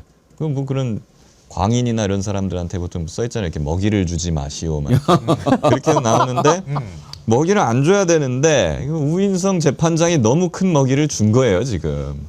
그러니까 이 사람들이 좀 기세등등하게 다시 팔팔하게 살아나가지고 막 여기저기 어그로를 끌면서 막 얘기를 하고 있습니다만은 뭐 2심에서 바로 잡힐이라고 보고 굳이 우리까지 거기에 뭐 먹이를 주면서 이렇게 할 필요는 없겠다. 예, 그냥 차분히 기다리시면은 좋은 결과가 있을 것이다. 이렇게 말씀드리고 싶습니다. 그러고 보니까 김건희 선고 이후에 김기현 변호사님 처음 뵙네. 수요일 날 선고를 그러네요. 지난주 수요일 날. 네, 그러니까 맞습니다. 지금 제가 김기현 변호사님 이렇게 뵙고 나 김기현 변호사님한테 그 선고와 관련된 얘기를 들어본 기억이 없는데 보니까 딱 일주일 된 거예요. 네. 저는 그 판결문을 그때 받아서 보면서 그런 생각을 했어요. 저도 사실 이제 변호사고 하다 보면 이제 피해자도 대리하고 뭐 피고인도 변호를 하지 않습니까? 와, 내가 하는 사건에서 이런 판사를 못 만났을까? 진짜 변호사가 주장하는 대로 다 들어주네. 네. 네, 그런 생각을 많이 했습니다. 그렇게 판단하는, 그러니까 우리가 상식적으로 이번에 특검도 이제 항소하면서 상식이라는 말을 여러 번 썼다고 하는데 우리가 생각하기에 상식적으로 납득이 안 되고 이해가 안 되는 판결을 할 때는 이유가 있을 거 아닙니까? 되게 어떤 이유들입니까? 그걸 잘 모르겠어요. 왜 그러냐면 지금과 같은 무리한 판결을 해봤자 2심에서 이건 깨질 거란 말입니다. 그러니까 지금 뭐 자기가 용 써가지고 1심 판결을 무리하게 내릴 이유도 없어 보이고 상식적으로. 그리고 뭐 자기가 아무리 뭐 여기서 뭐 정치를 하려고 그러나 그런 것 같지는 않아 보여요 또. 예. 예. 그러니까 어떤 이렇게 판결을 한다고 했을 때 우인성 판사한테 어떤 이익이 있길래 이러는 것일까? 없어요. 제가 아무리 생각을 해봐도. 그렇기 때문에 제가 내린 결론은 이분이 이제 뭐 눈앞에 어떤 이익이나 이런 걸 위해 가지고 했다기보다는 저의 생각은 판사들 중에 그런 사람들이 있습니다. 그냥 뭔가 공부를 오래 하시고 격리돼 가지고 생활을 하다 보니까 이 무지몽매한 대중들아, 너희들과 나는 다르다. 너희들보다 나는 훨씬 더 많이 알고 있고 하니까 내 말이 맞아. 대중 너희들의 말이 틀렸다는 걸 내가 보여줄게 하면서 판결을 되게 이상하게 써 내려가는 분들이 가끔 가다가 계세요. 가끔 가다가. 이분들은 사실 원래 법과 양심에 따라서 판결을 해야 되는 건데 대중이 저쪽으로 가면은 왠지 저걸 그냥 막 싫어. 나는 일로 가고 싶고요. 대중이 또 일로 오면은 반대로 가요. 청개구리처럼. 그런 분들이 가끔 계신데 그런 어떠한 심리가 좀 작용한 것인가 하는 생각이 들더라고요. 판결 시작 전에 뭐 무슨 이상한 뭐 인두비오 프로레움 하면서 그 뭐 어려운 말을 막 써내려가면서 자기를 변명하는 말을 먼저 하고 나서 판결을 시작하지 않았습니까? 그걸 보면은 이분은 심리적으로 자기에 대한 어떤 방어 의식, 나는 너희들과 다르다. 이런 의식이 굉장히 강한 것 같고 그게 좀 작용한 거 아닌가. 또 하나 궁금한 게 있어요. 이제 뭐 여러 가지 해석들을 하는데 지금 우인성이 그렇게 어쨌든 역사에 남는 거 아닙니까? 우리는 우인성 이름 사실 지기현 외우기도 바빠가지고 몰랐는데 이번에 이제 우인성을 알게 됐어요. 나 살면서 이렇게 판사 이름 많이 알아본 적이 처음이에요.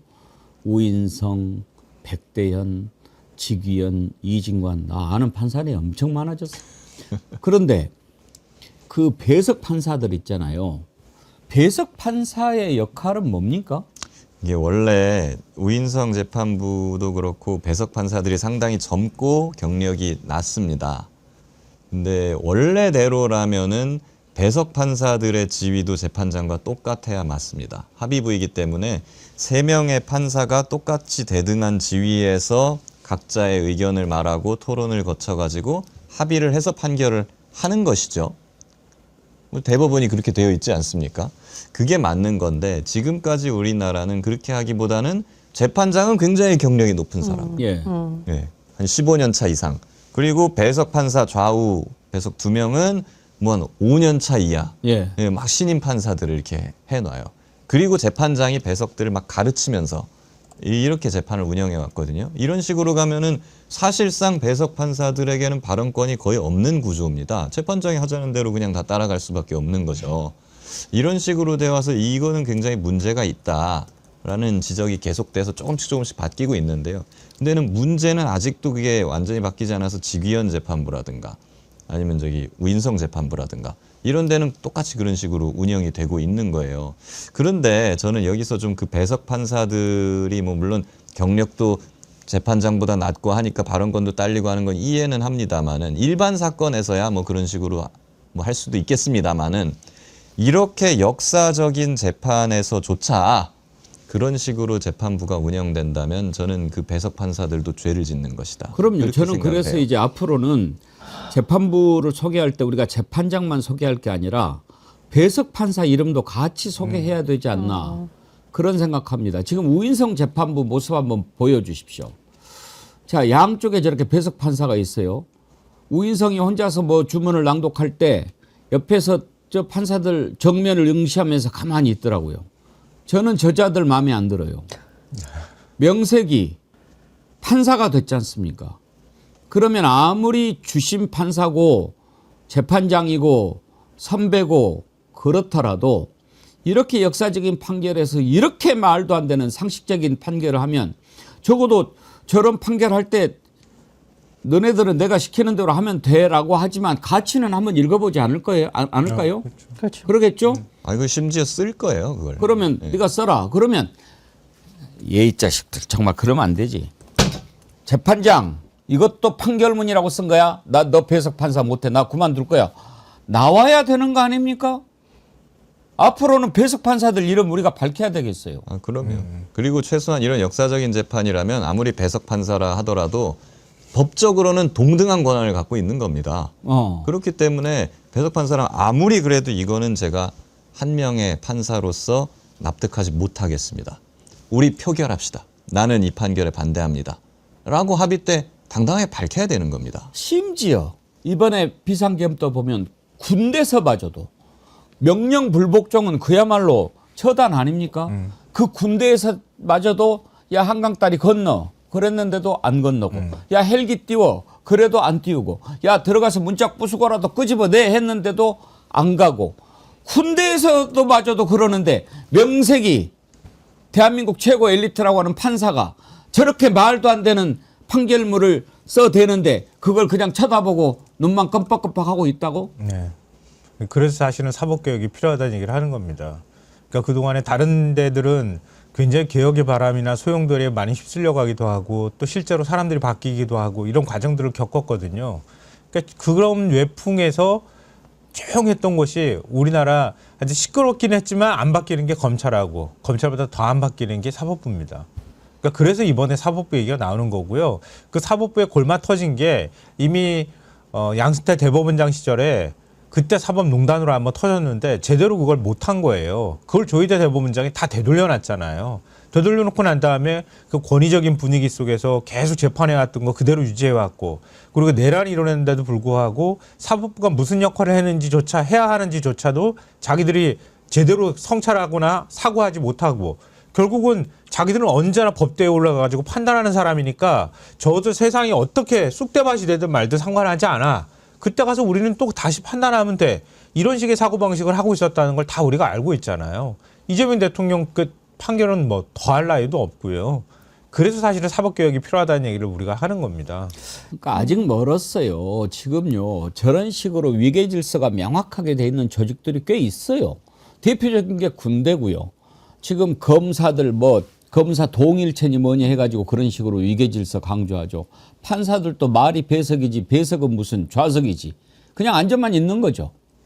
의사들도 그래요. 보면은 의사들도 인턴이나 레지던트 그 수련 받을 때 자기들 스스로 우리는 인간이 아니라고 얘기해요.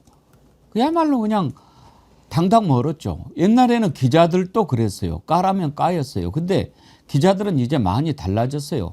어느 정도까지 달라졌냐면 심지어 대체로 이제 장인식 그런 도제식으로 훈련을 하는 기관들이 그런 식의 위계 질서를 많이 강조하죠. 왜냐하면 정확한 정답이 없는 곳일수록 도제식 훈련이 필요한 겁니다. 1+1은 2가 딱 되는 곳에서는 그럴 필요 없는 거죠. 그런데 1+1이 3이 될 수도 있고 0이 될 수도 있는 그런 구조 속에서는 뭔가 도제식 훈련이 필요하니까. 근데 기자들은 이제 이렇게 가르쳐주면 옛날에는 뭐 그냥 그게 선배가 옳다고 갔는데 요즘에는 달라졌어요. 저는 그렇게 생각 안 합니다. 뭐 이렇게 이야기해요. 심지어 위에서 이렇게 고쳐주는데도 저는 그렇게 할 수 없습니다. 라고 이야기를 하는 기자들이 요즘은 많아요. 완전히 달라졌어요. 그런데 명색이 판사 되려면 쉽습니까? 그런 자부심 어디다가 팔아치우고 그 배석 거기 자리 지키려고 그 자리에 앉아 있단 말이에요. 부끄럽지 않나요? 명예욕과 권력욕 때문에 그래요.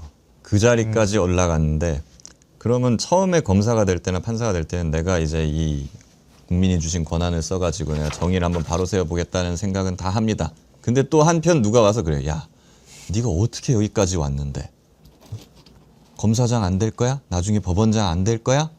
그러려면은 대법관님들, 재판장님들한테 잘 보여야지. 또 이렇게 와서 소곤소곤 됩니다.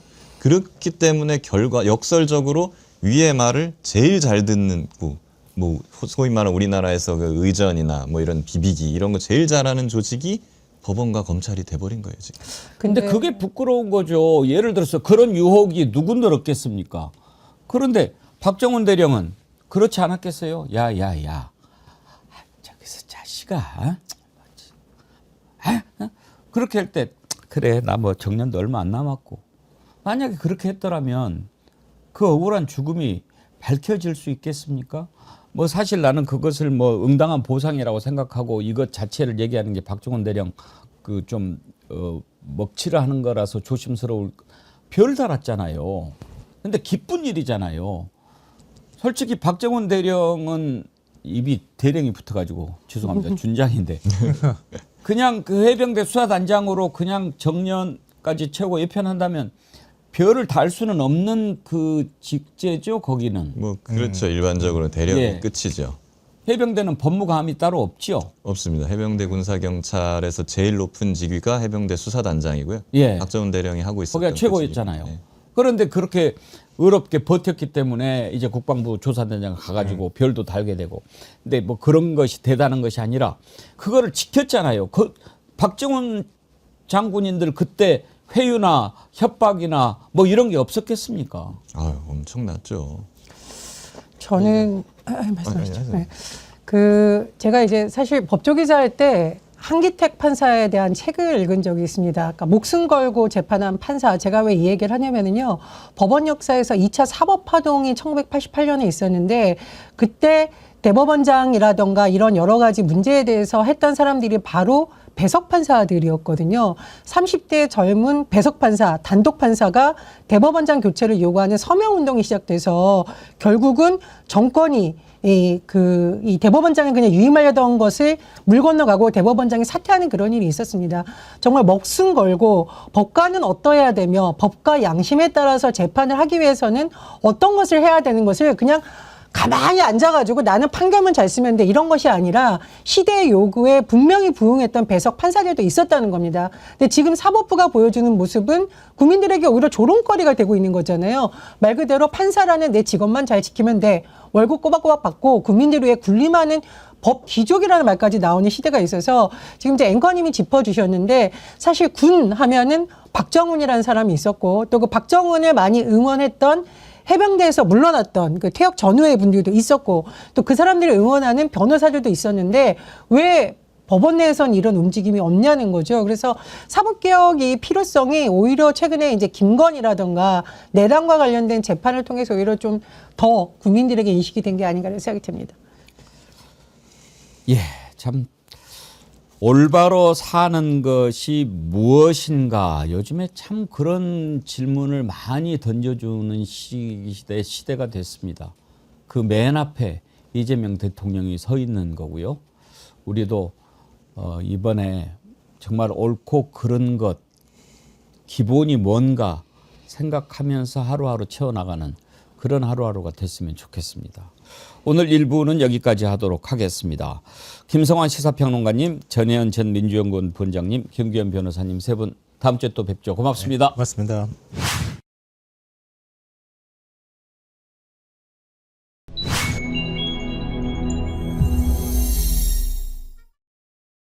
네, 주블리 김병주 의원님. 그러고 보니까 이해찬 대표 계실 때 입당을 하셨군요. 네, 그렇습니다. 그때 저를 정치에 입문시켜 주신 분이고요.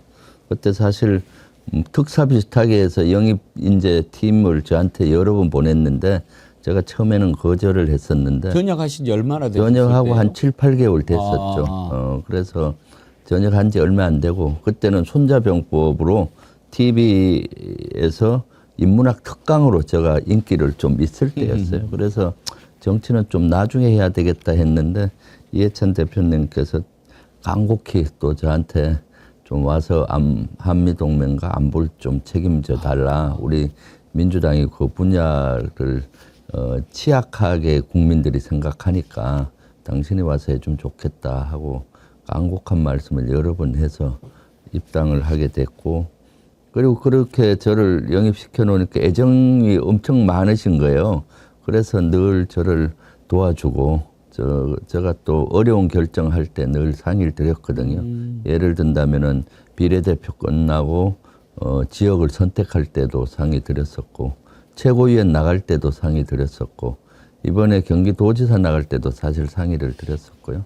그리고 한 달 전에는 경기도지사 출마하는데 경선에서 이기는 비법을 또 제가 한번 여쭤봤거든요. 예. 그랬더니 유튜브에 대해서 뉴미디어 전략을 말씀해 주시더라고요.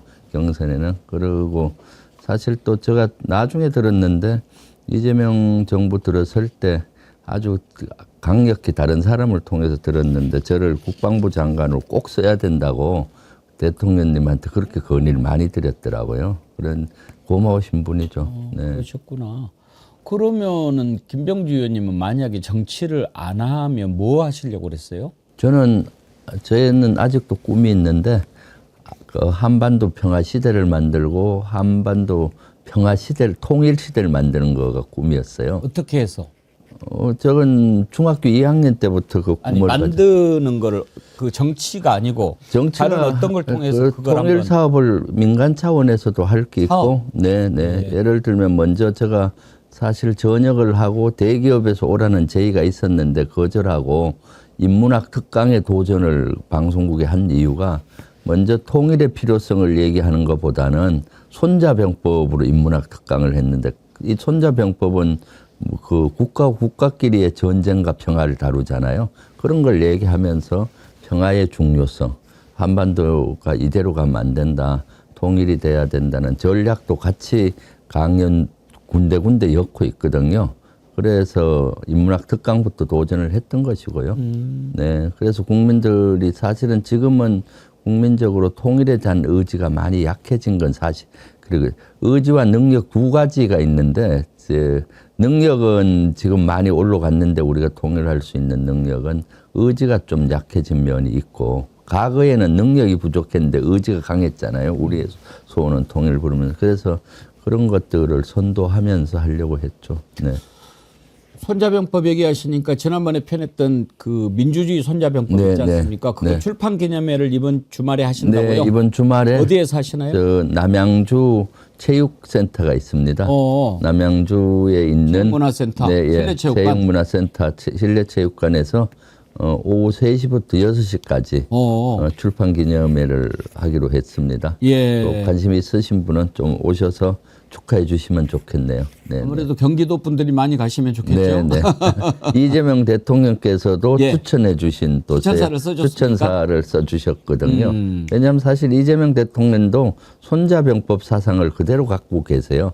그 늘 하시는 말씀 첫머리에 싸우지 않고 이기는 것이 좋다. 싸워서 이기는 것보다. 그런데 그 더 좋은 거는 싸우지 않는 상태, 평화의 상태를 만드는 것이 궁극적인 목적이다라고 하는데, 그것이 그 정신이 손자병법 정신과 똑같습니다.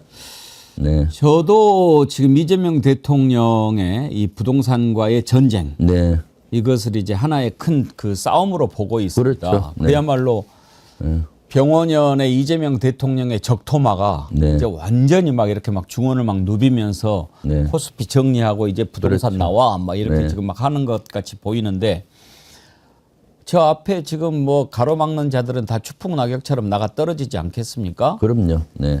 그런데 그 하는 방법이 완전히 뭘까, 드론이라든지 막 로봇이라든지 이런 것을 이용하는 느낌도 들어요. 옛날에 그냥 관우가 창으로 휘두르는 뭐 그걸 넘어서 가지고 계속 트위터 X를 통해서 막 이렇게 올리면서 소통을 하잖아요. 그렇죠. 이거는 손자병법상으로 보면 어떤 것에 해당한다고 보십니까? 그것은 상대의 허점을 향해서 나아가는 거거든요. 허점을 통해서 기습 전략으로 이렇게 해서 여론을 만들어 나가는 거죠. 그 여기선 두 가지 전략을 쓰신 것 같아요. 일단 대의명분이 맞다. 왜냐하면은 주택이나 부동산은 투기를 해서는 안 된다. 주택은 거주의 목적으로 바뀌어져야지 지금 경제 체질이 바뀌잖아요. 그래서 그 대의명분이 맞는 겁니다. 그 대의명분이 맞고, 그럼 대의명분이 맞다고 해서 역대 그 어떤 대통령도 못 해냈습니다. 부동산 정책을. 근데 이재명 대통령은 의지를 갖고 하겠다. 하는데 어떻게 하느냐. 국민과 같이 하는데 수단은 기습적인 수단이죠. 그 어떤 대통령도 트위터로 안 했잖아요. 그러니까요. 그러니까 X로 그 계속 공격을 시작하는 거죠. 계속 메시지를 내시니까 그것이 이슈가 되고 국민적으로 거기에 대해서 공감하시는 분이 점점 많아지는 거고 진정성을 이해하자는 한 번으로 안 되고 계속 이렇게 하는 거고 그다음에 이제 원칙 중에 또 하나가 공격 기세 유지가 있습니다. 공격 기세 유지. 한 번 공격을 해서 계속되는 게 아니라 계속 공격을 그 후속 부대를 계속 여야 기세가 유지되는데 그렇죠. 메시지 한두 번 하다 보면은 하루나 이틀 이슈로 끝나버리는 겁니다. 그러니까 계속 X에 한 10번을 하신 것 같아요. 계속 하시는 거죠. 그러다 보면 이것이 이 전선이 무너지고 이렇게 그 돌파가 되잖아요. 그러다 보면 이쪽 전선이 무너져서 이재명 대통령의 대의명분 아래 국민들이 모여드는 거죠. 네, 네.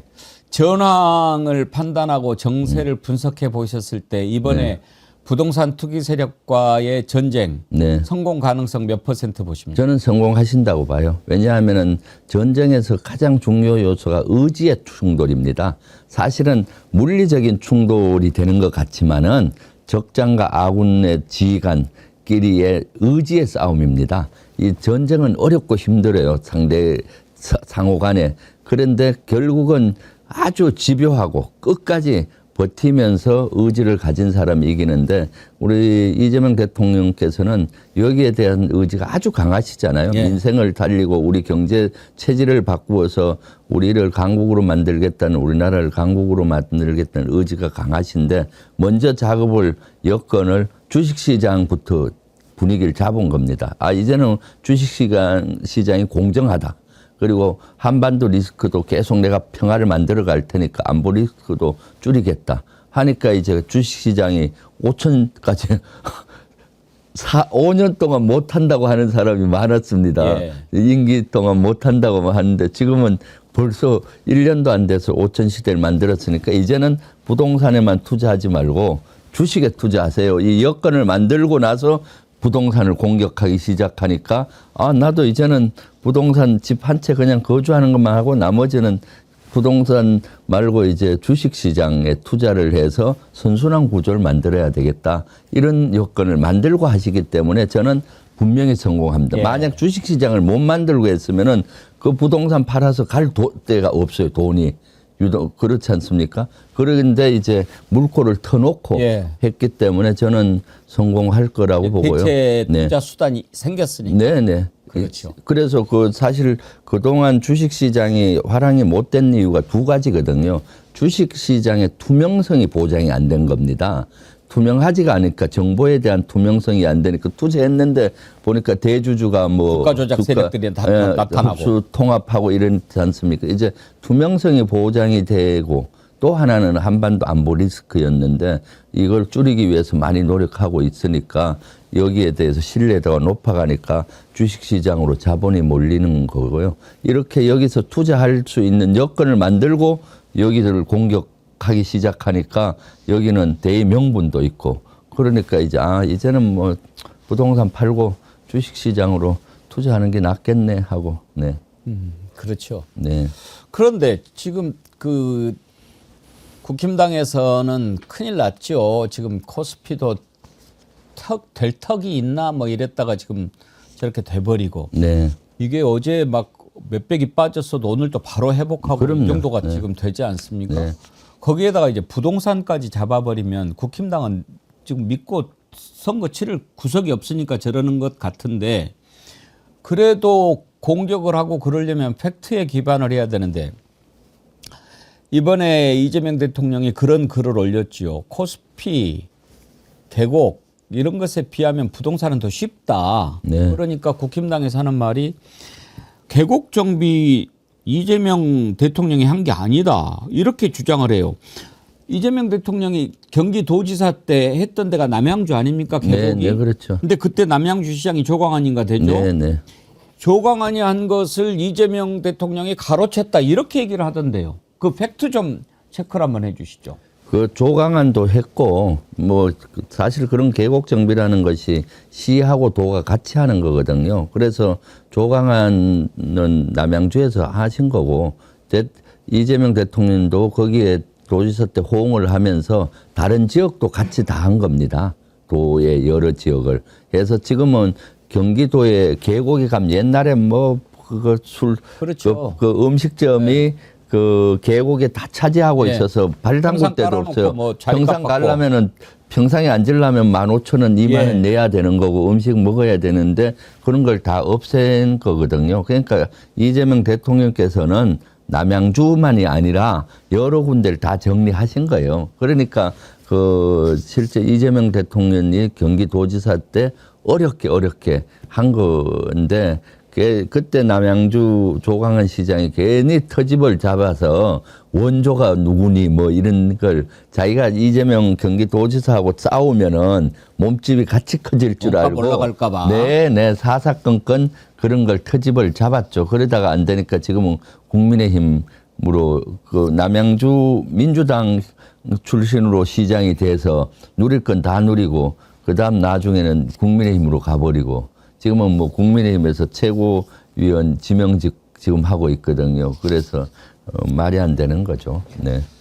사실 저희가 주목하는 것은 계곡을 정비했다라고 하는 그 결과물보다도 네. 그 어려운 계곡 정비를 그렇죠. 하기 위해서 이재명 대통령이 지사 시절에 얼마나 많이 공을 들이고 토론하고 대화하고 만나서 타협하고 그 과정에 사실 우리가 주목하는 거 아닙니까? 네, 그럼요. 그게 가져온 결과잖아요. 네, 그럼요. 그거 하려면은 얼마나 뭐 포크레인 갖고 그냥 밀어붙인 게 아니잖아요. 네, 네. 그거를 이제 그분의 삶의 터전을 새로 만들어 줬어요. 그 계곡이 아니라 계곡 가까운 데 아예 터를 만들어서 음식점 골목을 만들어 주고 계곡은 국민께 시민들께 돌려준 것이죠. 그런 과정에서 설득하고 또는 행정 조치도 하면서 이렇게 그걸 지리한 과정을 통해서 하기 때문에 사실 계곡 정리라든가 저거보다 훨씬 부동산은 쉽다라고 한 이유도 거기에 있죠. 부동산 정책이란 거는 사실은 정부가 시장을 이길 수 있거든요. 왜냐하면은 수요 공급을 조절할 수가 있고 정부가 세제를 통해서도 통제를 할 수가 있고 여러 가지가 있기 때문에 부동산은 사실 좀 소신껏 욕먹을 각오하고 소신껏 지속적으로 몇 년 밀어붙이면 그렇게 되리라고 봅니다. 그래서 이제는 집은 그야말로 주거 목적으로 해야지 투자 목적으로 하는 시대는 끝났죠. 이걸 지금 만들어내야 합니다. 이것만 달성해도 정말 대단한 업적이 될 겁니다. 그럼요. 예, 네. 정말 망국적인 거 아닙니까? 그러면은 실제 우리 국민들이 또 생활이 대단히 안정됩니다. 예. 지금 대다수 60대 이상 국민들 같은 경우 노후에 딱 달랑 집 한 채 있는 분들 많습니다. 거기 자기 재산의 80% 이상이 집에 투자돼 있거든요. 그런데 예를 들어서 부동산 버블 같은 게 일어난다고 했을 때 그럼 어떡합니까? 그래서 사실은 포트폴리오가 제대로 구성되어 있어야 되거든요. 집에 또 사는 집에 있지만은 또 주식시장에도 해서 회사 성장하면서 같이 성장하고 또 다른 데도 이렇게 투자돼 있고 고루고루 했을 때 노후에도 안정적인 삶을 유지하는데 지금은 대단히 불안한 구조예요. 저도 집 한 채 달랑 있습니다. 그러니까 다 그렇죠. 다 뭐. 그렇잖아요. 예. 아니 부동산 가격 안정이라고 하는 게 얼마나 큰 의미가 있냐면 저는 이 사회 전체를 바꾸는 매우 중요한 트리거 역할을 할 거라고 그렇죠. 생각합니다. 왜냐하면 지금 현재 구조로는 청년들이 네.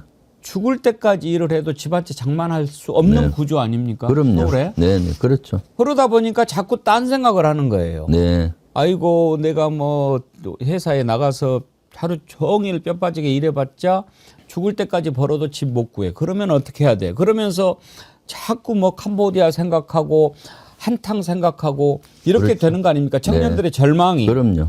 그것을 바로 잡는 계기가 되는 거 아닙니까? 나라를 바꾸는 그럼 일이라는 나라를 거죠. 완전히 바꾸는 거죠. 이거는 진짜 바꿔줘야 합니다. 요새 특히 젊은 청년들을 위해서도 이건 바꿔줘야죠. 지금 집을 사기 얼마나 어렵습니까? 아마 우리 배웅기 앵커님이나 저 시대에 그때 저는 통계 자료를 갖고 있는데 그때 중소위 위강급 때 통상 이제 결혼하고 대부분 바로 결혼을 많이 했잖아요. 예. 한 7년 정도 평균 지나고 집을 샀어요. 예. 근데 지금은 택도 없고. 방 한 칸짜리는 장만할 수 있었죠. 그렇죠. 예. 예. 아니 실제 아파트 예. 한 20평 정도는 그 결혼 생활하고 한 7년 반 정도, 7년 정도 되면은 통상 샀거든요. 예. 평균적으로 그때 제가 왜 그 통계를 내는가 하면 저는 결혼하고 7년이 됐는데 그런 여건이 안 되더라고요. 군인 월급이 적어서 그때 예. 서울에 나와서 집을 얻어야 되는 형편인데 돈이 없어서 은행에서 빌리고 해서 반지하방에 산 적이 있어요. 반지하에 진짜로. 그때 이제 제가 통계를 보니까 7년 반 만에 했는데 그때 저희 아버님이 그러시는 거예요. 너 결혼한 지 이제 7, 8년 됐는데 보통 결혼하고 7, 8년이면 집을 산다는데 내가 안 보태줘도 되겠지. 저도 걱정 없겠죠. 예, 걱정 없습니다 하고 근데 돈이 없어서 물어보지를 마시든지. 그때 7, 8년 그 통계가 그랬었거든요. 그래서 제가 지금도 그래서 할 수 없이 은행에 가서 좀 빌리고 해서 겨우 반지하방을 얻었던 기억이 있는데 그래서 그때 그 당시 7년 반 그걸 정확히 기억을 제가 하고 있죠. 정말 집을 장만한다라고 하는 게 얼마나 큰 일이었습니까? 네네. 정말 힘들고 어려운 그러니까요. 일인데. 근데 지금은 진짜 꿈만 같죠. 진짜 우리 청년들이 집장만 할 수 있는. 그래서 이재명 대통령의 이 강한 의지와 대명분과 여건을 만들어 놓은 상태이기 때문에 이거는 어떤 일이 있어도 꼭 성공하고 제가 경기도지사가 된다면은 진짜로 경기도가 좀 솔선수범해서 저는 이걸 같이 집값을 이제는 주거 목적으로만 될 수 있게 하겠습니다. 사실은 수도권 하면 이제 서울 경기 아닙니까? 네네. 경기가 매우 중요하죠. 네, 그럼요. 수도권을 누르면 경기로 번지고 그렇죠. 풍선이 네. 또 경기를 누르면 수도권이 올라가고 이렇게 상호 관계가 딱 있기 때문에 경기는 서울하고 같이 들여다봐야 되는 지역이에요. 그럼요. 그래서 이 정책을 그래서 이재명 대통령과 국정 철학을 같이 하는 지자체장이 중요한 이유가 지금 이렇게 하려고 하는데 지금 오세훈 시장이 반기를 들잖아요. 그러니까요. 그리고 또 경기도에서도 예를 들어 과천시장 반기 들고 국민의힘 출신 지자체장은 반기 들고 뭐 아니다 하고 막 이렇게 하니까 이렇게 하면 이재명 정부 성공 못합니다. 그러죠. 그래서 6.3 지방선거가 얼마나 중요한 맞습니다. 건가가 이재명 대통령과 국정 철학을 같이 하는 지자체장이 가야만이 수레의 양바퀴처럼 같이 잘 굴러가는 그렇죠. 거예요. 네, 지금은 이재명 대통령 저렇게 하고 싶어서 얘기를 하는데도 한 바퀴 지자체장, 서울시장이나 뭐 가천시장이나 이번에 발표한 관련 시장들이 막 반대하고 있잖아요. 예. 그럼 삐거덕거리고 갈 수가 없는 거죠. 네, 네. 그럼요. 그러니까 국힘당에서 뭐가 돼도 안 되지만 네. 방금 말씀하신 그 이유 하나만으로도 네. 나라가 정말 앞으로 가려면 이재명 정부의 철학을 공유하고 그렇죠. 이재명 대통령의 철학을 공유할 수 있는 단체장이 함께 가져야 그럼요. 일사불란하게 앞으로 갈 수 네. 있을 거 아닙니까? 네, 딴소리 그럼요. 벌써부터 네. 지금 그 6만 원 공급한다라고 하니까 뭐 태능은 어쩌고 저쩌고 막 지금 이렇게 그러니까. 이야기를 하지 않습니까? 그럼요. 뭐 세운상 그쪽이 종묘 얘기하면서 거기도 뭐 태능이 있다 하면서 시비 걸고 있잖아요. 그러면 안 되죠. 같이 어떻게든 가게 해야 되는 거죠. 그래서 사실은 중앙정부에서는 대략적인 방향을 주고 지방정부에서는 구체적인 안을 만들어서 추진력 있게 하는 리더가 필요한 거죠. 예. 지자체장이. 네. 예, 정말 이번에는 반드시 성공할 거다. 저도 그렇게 생각합니다. 저는 대통령의 의지가 확신합니다. 강하잖아요. 이재명 대통령 스타일로 봤을 예. 때 아주 끈기 있고 집요하고 열정이 있잖아요. 한다면 하죠. 예, 할 때까지 하시는 거예요. 보면 이재명 대통령 좀 독한 면이 있어요. 아유, 그렇죠. 독할 정도가 아니죠. 아주 진짜 그 집념이 강하시죠. 실제. 그래야 일을 해내는 겁니다. 우리 김병주 네. 최고위원님은 제가 이렇게 보면은 외유 내강 스타일인데 네. 이재명 대통령은 외강 내강인 것 같아. 겉으로도 숨기질 않아요. 아, 그렇죠. 네, 네. 그냥 네. 한번 뜰까? 막 이렇게 보여요. 그래서 사실 이재명 대통령 그래서 시원한 면도 있죠. 시원시원하죠. 왜? 예. 얼마나 시원시원한지 시원하지 몰라요. 않습니까? 그러니까 예. 우리 국민들 중에 많은 분들은 시원시원해하고 예. 속 시원해하고 박수 치고 있지 않습니까? 네. 잘 되기를 바랍니다. 그 이번에 강훈식 비서실장까지 캐나다에 가가지고 천무 이 풀 패키지 수출 계약을 체결했다고 그러는데 이게 뭔데 1조 3천억이나 됩니까? 아, 그 노르웨이. 예. 노르웨이에 갔는데 천무 아, 미사일. 노르웨이. 네.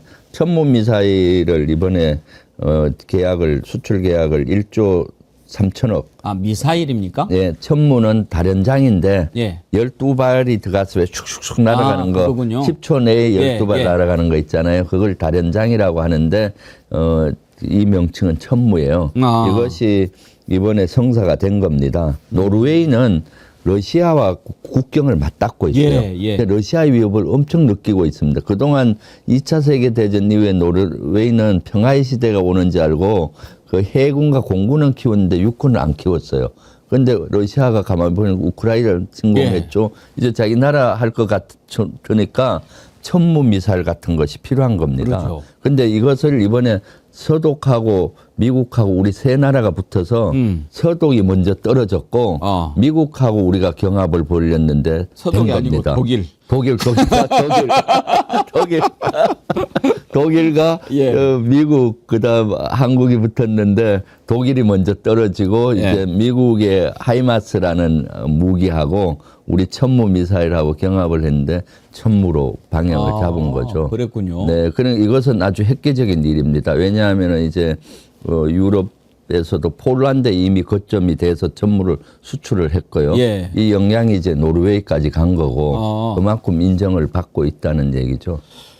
네. 이번에 그러면 이제 천무 계약할 때 독일하고 우리가 붙어가지고 독일을 꺾었다. 독일을 먼저 꺾고 예. 미국하고 붙어서도 예, 꺾은 그러니까. 거죠. 네. 근데 캐나다하고 저 핵잠수함, 이제 네. 잠수함, 네. 그것도 지금 독일하고 붙은 거 아닌가요? 독일하고 붙은 거죠. 왜냐하면 유럽에서 예. 아직도 제 무기를 가장 잘 만들고 그러한 무기 공장이 있는 데가 독일이에요. 예. 독일이 2차 그러니까. 세계대전을 예. 일으켰던 나라 아닙니까? 그 본인들은 그 기반 체계를 가지고 있고 이미 2차 세계대전 때부터 무기 체계를 스스로 만들어 나라기 때문에 있는데 그래도 제조업들이 많이 문을 닫았어요.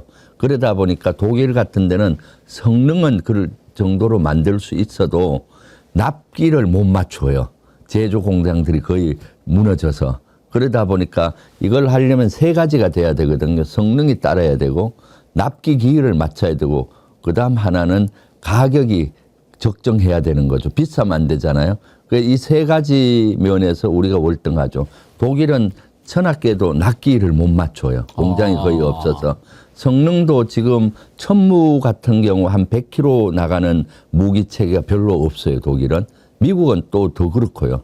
미국은 한 장거리 미사일은 발전됐는데 100km에서 한 300km대 무기 체계가 없습니다. 그러니까 그 공백이 우리한테 있는 거죠. 그래서 미국하고 경합을 해서 이긴 거고 또 우리가 좋은 것이 사실 지금 한미동맹 연합사를 유지하고 있잖아요. 이것이 대단히 유럽에 먹히고 있습니다. 유럽의 나토 국가니까 예. 미국의 무기 체계를 그대로 쓰고 있어요. 아, 호환이 기반이 호환이 되죠. 예. 우리도 한미가 같이 하는 무기 체계로 다 연동이 되거든요. 예. 요새는 단일 무기가 되는 게 아니라 인공위성에서 받는 정보를 받아서 표적을 하고 다 연결이 돼야만이 쓸 수가 있는 겁니다. 연동이. 예. 그런데 우리는 한미연합 전력을 같이 운영해 왔기 때문에 거기에서도 그대로 써도 되는 거죠. 네. 그리고 지금 천무 같은 경우는 폴란드에서 이미 1차, 2차 수출 계약했고 3차 수출 계약을 앞두고 있는 걸로 아니까 폴란드에서 이미 입증이 됐고요. 이건 대단한 쾌거라고 보여지는 그러네요. 거죠. 네. 그러면 천무 사례를 통해서 우리가 봤듯이 캐나다에서 잠수함도 우리가 좀 경쟁력 인정받았다 이렇게 볼 수 있지 않을까요? 캐나다가 지금 독일하고 우리가 치열하게 경합을 예. 하고 있습니다. 아마 지금 아까 얘기했던 세 가지는 우리가 더 앞서요. 순수히 무기로만 수출하면은 캐나다 해군도 우리끼리 낫다고 성능 봤었고, 납기기 또 독일은 못 맞추는데 우리가 맞출 수가 있고, 가격대도 우리가 적절하고, 그 다음에 이제 이거 갖고 안 되고 큰 수출은 캐나다는 60조 규모니까 이게 자기들이 최대한 그 경제를 부흥시켜야 되잖아요. 예, 예. 그러니까 자기들이 팔고 싶은 강물, 가스 팔고 거기에 정비 공장이라든가 공장을 만들고 그래서 산업을 좀 부흥시키려고 하고 있거든요. 그것이 이제 패키지 산업인데 이것이 그래서 총력전을 벌리는 예. 거고, 그래서 캐나다에 이번에 현대 자동차 회장도 같이 갔어요. 캐나다에서 자동차 공장을 만들어 달라는 거예요. 무기 사줄 테니까. 독일도 폭스바겐 공장을 만들어 준다 한다. 너희들도 만들어 달라고 우리 보고. 그래서 현대차 회장도 같이 갔고 그런 거죠. 그래서 60조 규모면 어마어마한 규모입니다. 아, 그럼요. 지금 네네. 저게 1조 6천억 아닙니까? 네, 1조 5천억인가? 그러니까요. 1조 3천억. 네. 그러면 이게 60조니까 40배가 넘는 거 아니에요? 이거는 뭐 이것이 성사되면은 진짜로 세계적으로 해상 무기의 길이 열리는 거예요. 예. 그동안은 지상 무기를 주로 수출했어요. 천무, 뭐 전차, 예. 자주포 이런 거. 이런 거는 가격이 싸요, 사실은. 해서 이런 건 진짜 전차 한 대 해봐야 200억. 안 남아. 300억인데 예를 들어서 그 해상 무기는 구축함 한 척이면 1조, 2조, 잠수함 1조, 2조씩 가는 겁니다. 그 자체가. 플랫폼이 그렇게 큰 거고, 그걸 정비 공장까지 만들려면 엄청난 천문학적인 수가 들어가는 그렇죠. 거죠. 아파트 한 채 짓는 거하고 100층짜리 빌딩 짓는 거하고 그 차이 아닙니까? 그러니까요. 엄청난 네. 거죠. 네, 그렇죠. 네. 하여튼 꼭 그렇게 좀 됐으면 좋겠네요. 그런데 이번에 좀 될 것 같습니다. 사실 목요일 날 제가 거기서 캐나다에서 관련 장관이 와요. 작년엔가 다녀오셨잖아요. 네. 캐나다. 작년 7월에 특사단장으로 예. 갔었고, 캐나다에서 지금 최종적으로 이걸 판매 관련하는 장관이 지금 와 있는데, 목요일 날 저하고 점심을 같이 하기로 했어요. 예. 그래서 먼저 그쪽에서 제의가 왔고, 그래서 좀 충분히 또 저도 그 역할을 하려고 합니다. 충분히 설명하고. 캐나다에서 오신 거예요? 네네. 캐나다 그 장관이 와서 네. 관련 내용을 서로 얘기를 이번에 나누기로 했죠. 지난번에 가서 만났던 분입니까? 지난번에는 그분을 안 만났었는데, 예. 지난번에는 국방장관, 외교부 장관 만났었고, 이번에는 요 분야는 우리로 얘기하면 방사청 같은 자리예요. 국방조달 특임장관. 예. 그렇죠? 그러니까 예. 국방조달 특임장관은 우리로 얘기하면 방사청장 같이 예. 완전히 무기체계를 예. 수출입을 담당하는 장관인데, 먼저 저희가 왔더라고요. 좀 만나자고. 예. 그래서 제가 민주당 방산특별위원장이니까 그래서 만나서 오찬을 같이 하고 관련 것들을 좀 더 제가 구체적으로 설명을 하려고 그러고. 예. 제가 작년 7월에 특사단장으로 갔을 때도 엄청 먹히더라고요. 그 캐나다는 포스타가 딱 한 명입니다. 육해 공군 다 합해서. 그래서 그 한미연합사 부사령관 포스타라고 하니까 신뢰가 가잖아요. 예. 그러니까 제가 무기에 대해서 우수성을 얘기하니까 금방 신뢰가고, 그때 잠수함만이 아니라 거기도 천무, 지금 노르웨이 판 것 천무하고 K9도 너들 사라. 왜냐하면 캐나다의 전략을 아니까. 캐나다는 북극에 있는 여러 섬들이 있는데 지금은 빙하에 덮여 있다가 녹으니까 섬으로 된 겁니다. 거기를 지켜내야 되거든요. 그 섬에 천무 미사일을 하고 K9을 갖다 놔라. 예. 했더니 내가 포병 출신이라 했더니 이거 신뢰한다고 검토하겠다고 그러더라고요. 그래서 아마 그것도 물밑에서 검토를 하고 있을 겁니다. 뭐 우리 김병주 의원님까지 나서서 이렇게 밀어붙이니까 캐나다 잠수함 체결도 한번 네. 좋은 소식을 기대를 해봐야겠습니다. 네, 그렇죠. 이것이 3월 초에 이제 최종 보고서가 올라가고요. 예. 우리 제안서가 올라가면은 한 2달 검토를 해서 5월 말이나 6월 초에 최종 결정이 되기 때문에 이번에 아마 장관도 온 것이 최종 점검하러 왔다고 저는 보여지고 있거든요. 네. 캐나다도 지금 미국 때문에 성질 많이 나 있지 않습니까? 아, 많이 나 있죠. 51번째 뭐 이렇게 캐나다는 지금 반미 감정이 장난이 아닙니다. 캐나다에서 사실은 캐나다는 미국처럼 국경을 맞대고 있지만 같은 나라처럼 그렇죠. 여행도 자유스럽고 해서 특히 이런 겨울 같으면은 캐나다가 추우니까 저 플로리다 같은 데로 가서 몇 달 살다 오는 캐나다인들도 많았어요. 그런데 캐나다 지난번에 7월 달에 갔더니 미국산 불매 운동도 일어나고 여행도 안 가겠다 해서 지금 그리고 우리 이제는 미국에 의존하지 말고 자주 국방하자 해서 80년 만에 최대 규모로 국방비를 책정을 하면서 올리고 있습니다. 그래서 이 자주 국방을 해야 돼서 잠수함이 제일 시급하고 그 다음에 뭐 천무라든가 K9 이런 것들도 지금 해서 자주 국방의 길을 가야 되는 거죠. 아마 저는 캐나다 이 잠수함 수출이 가능할 거라고 보는데 네. 왜냐하면 납기 기일이 중요해요. 지금 캐나다가 가지고 있는 잠수함이 되게 노후화돼서 아마 2030년도 정도 되면은 못 쓸 거예요. 그러면은 30년 이전에 다 될 수 있는 나라인데 독일은 그렇게 그 정도 못 하거든요. 예. 그래서 납기 기일 면에서도 우리가 상당히 유리하다고 보여지고 있습니다.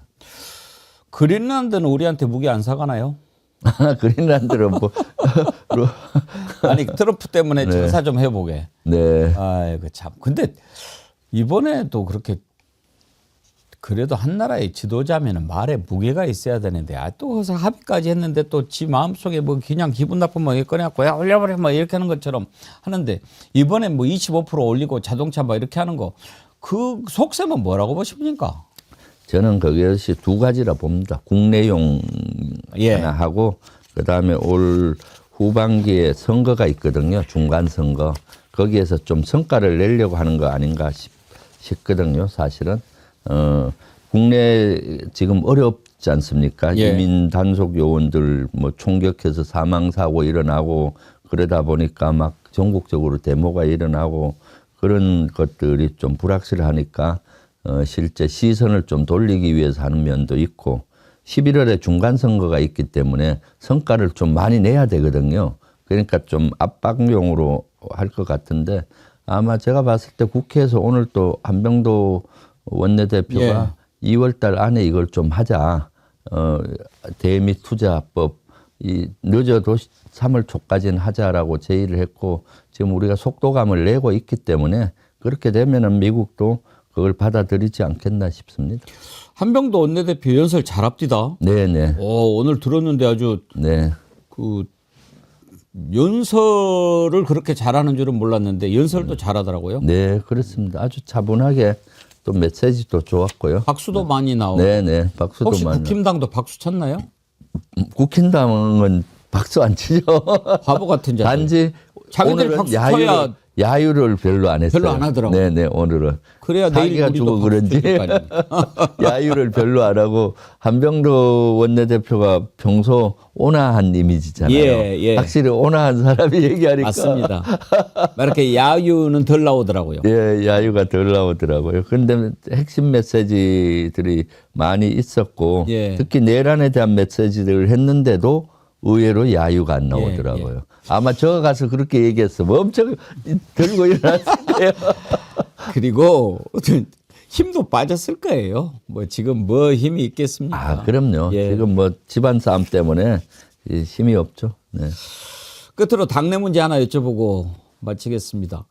요즘에 그 우리 김병주 최고위원님이 지도부 나온 뒤로 최고위원 회의가 시끄럽던데 옛날에는 그런 모습 안 보였잖아요. 아, 그럼요. 근데 네, 요즘에 왜 그래요?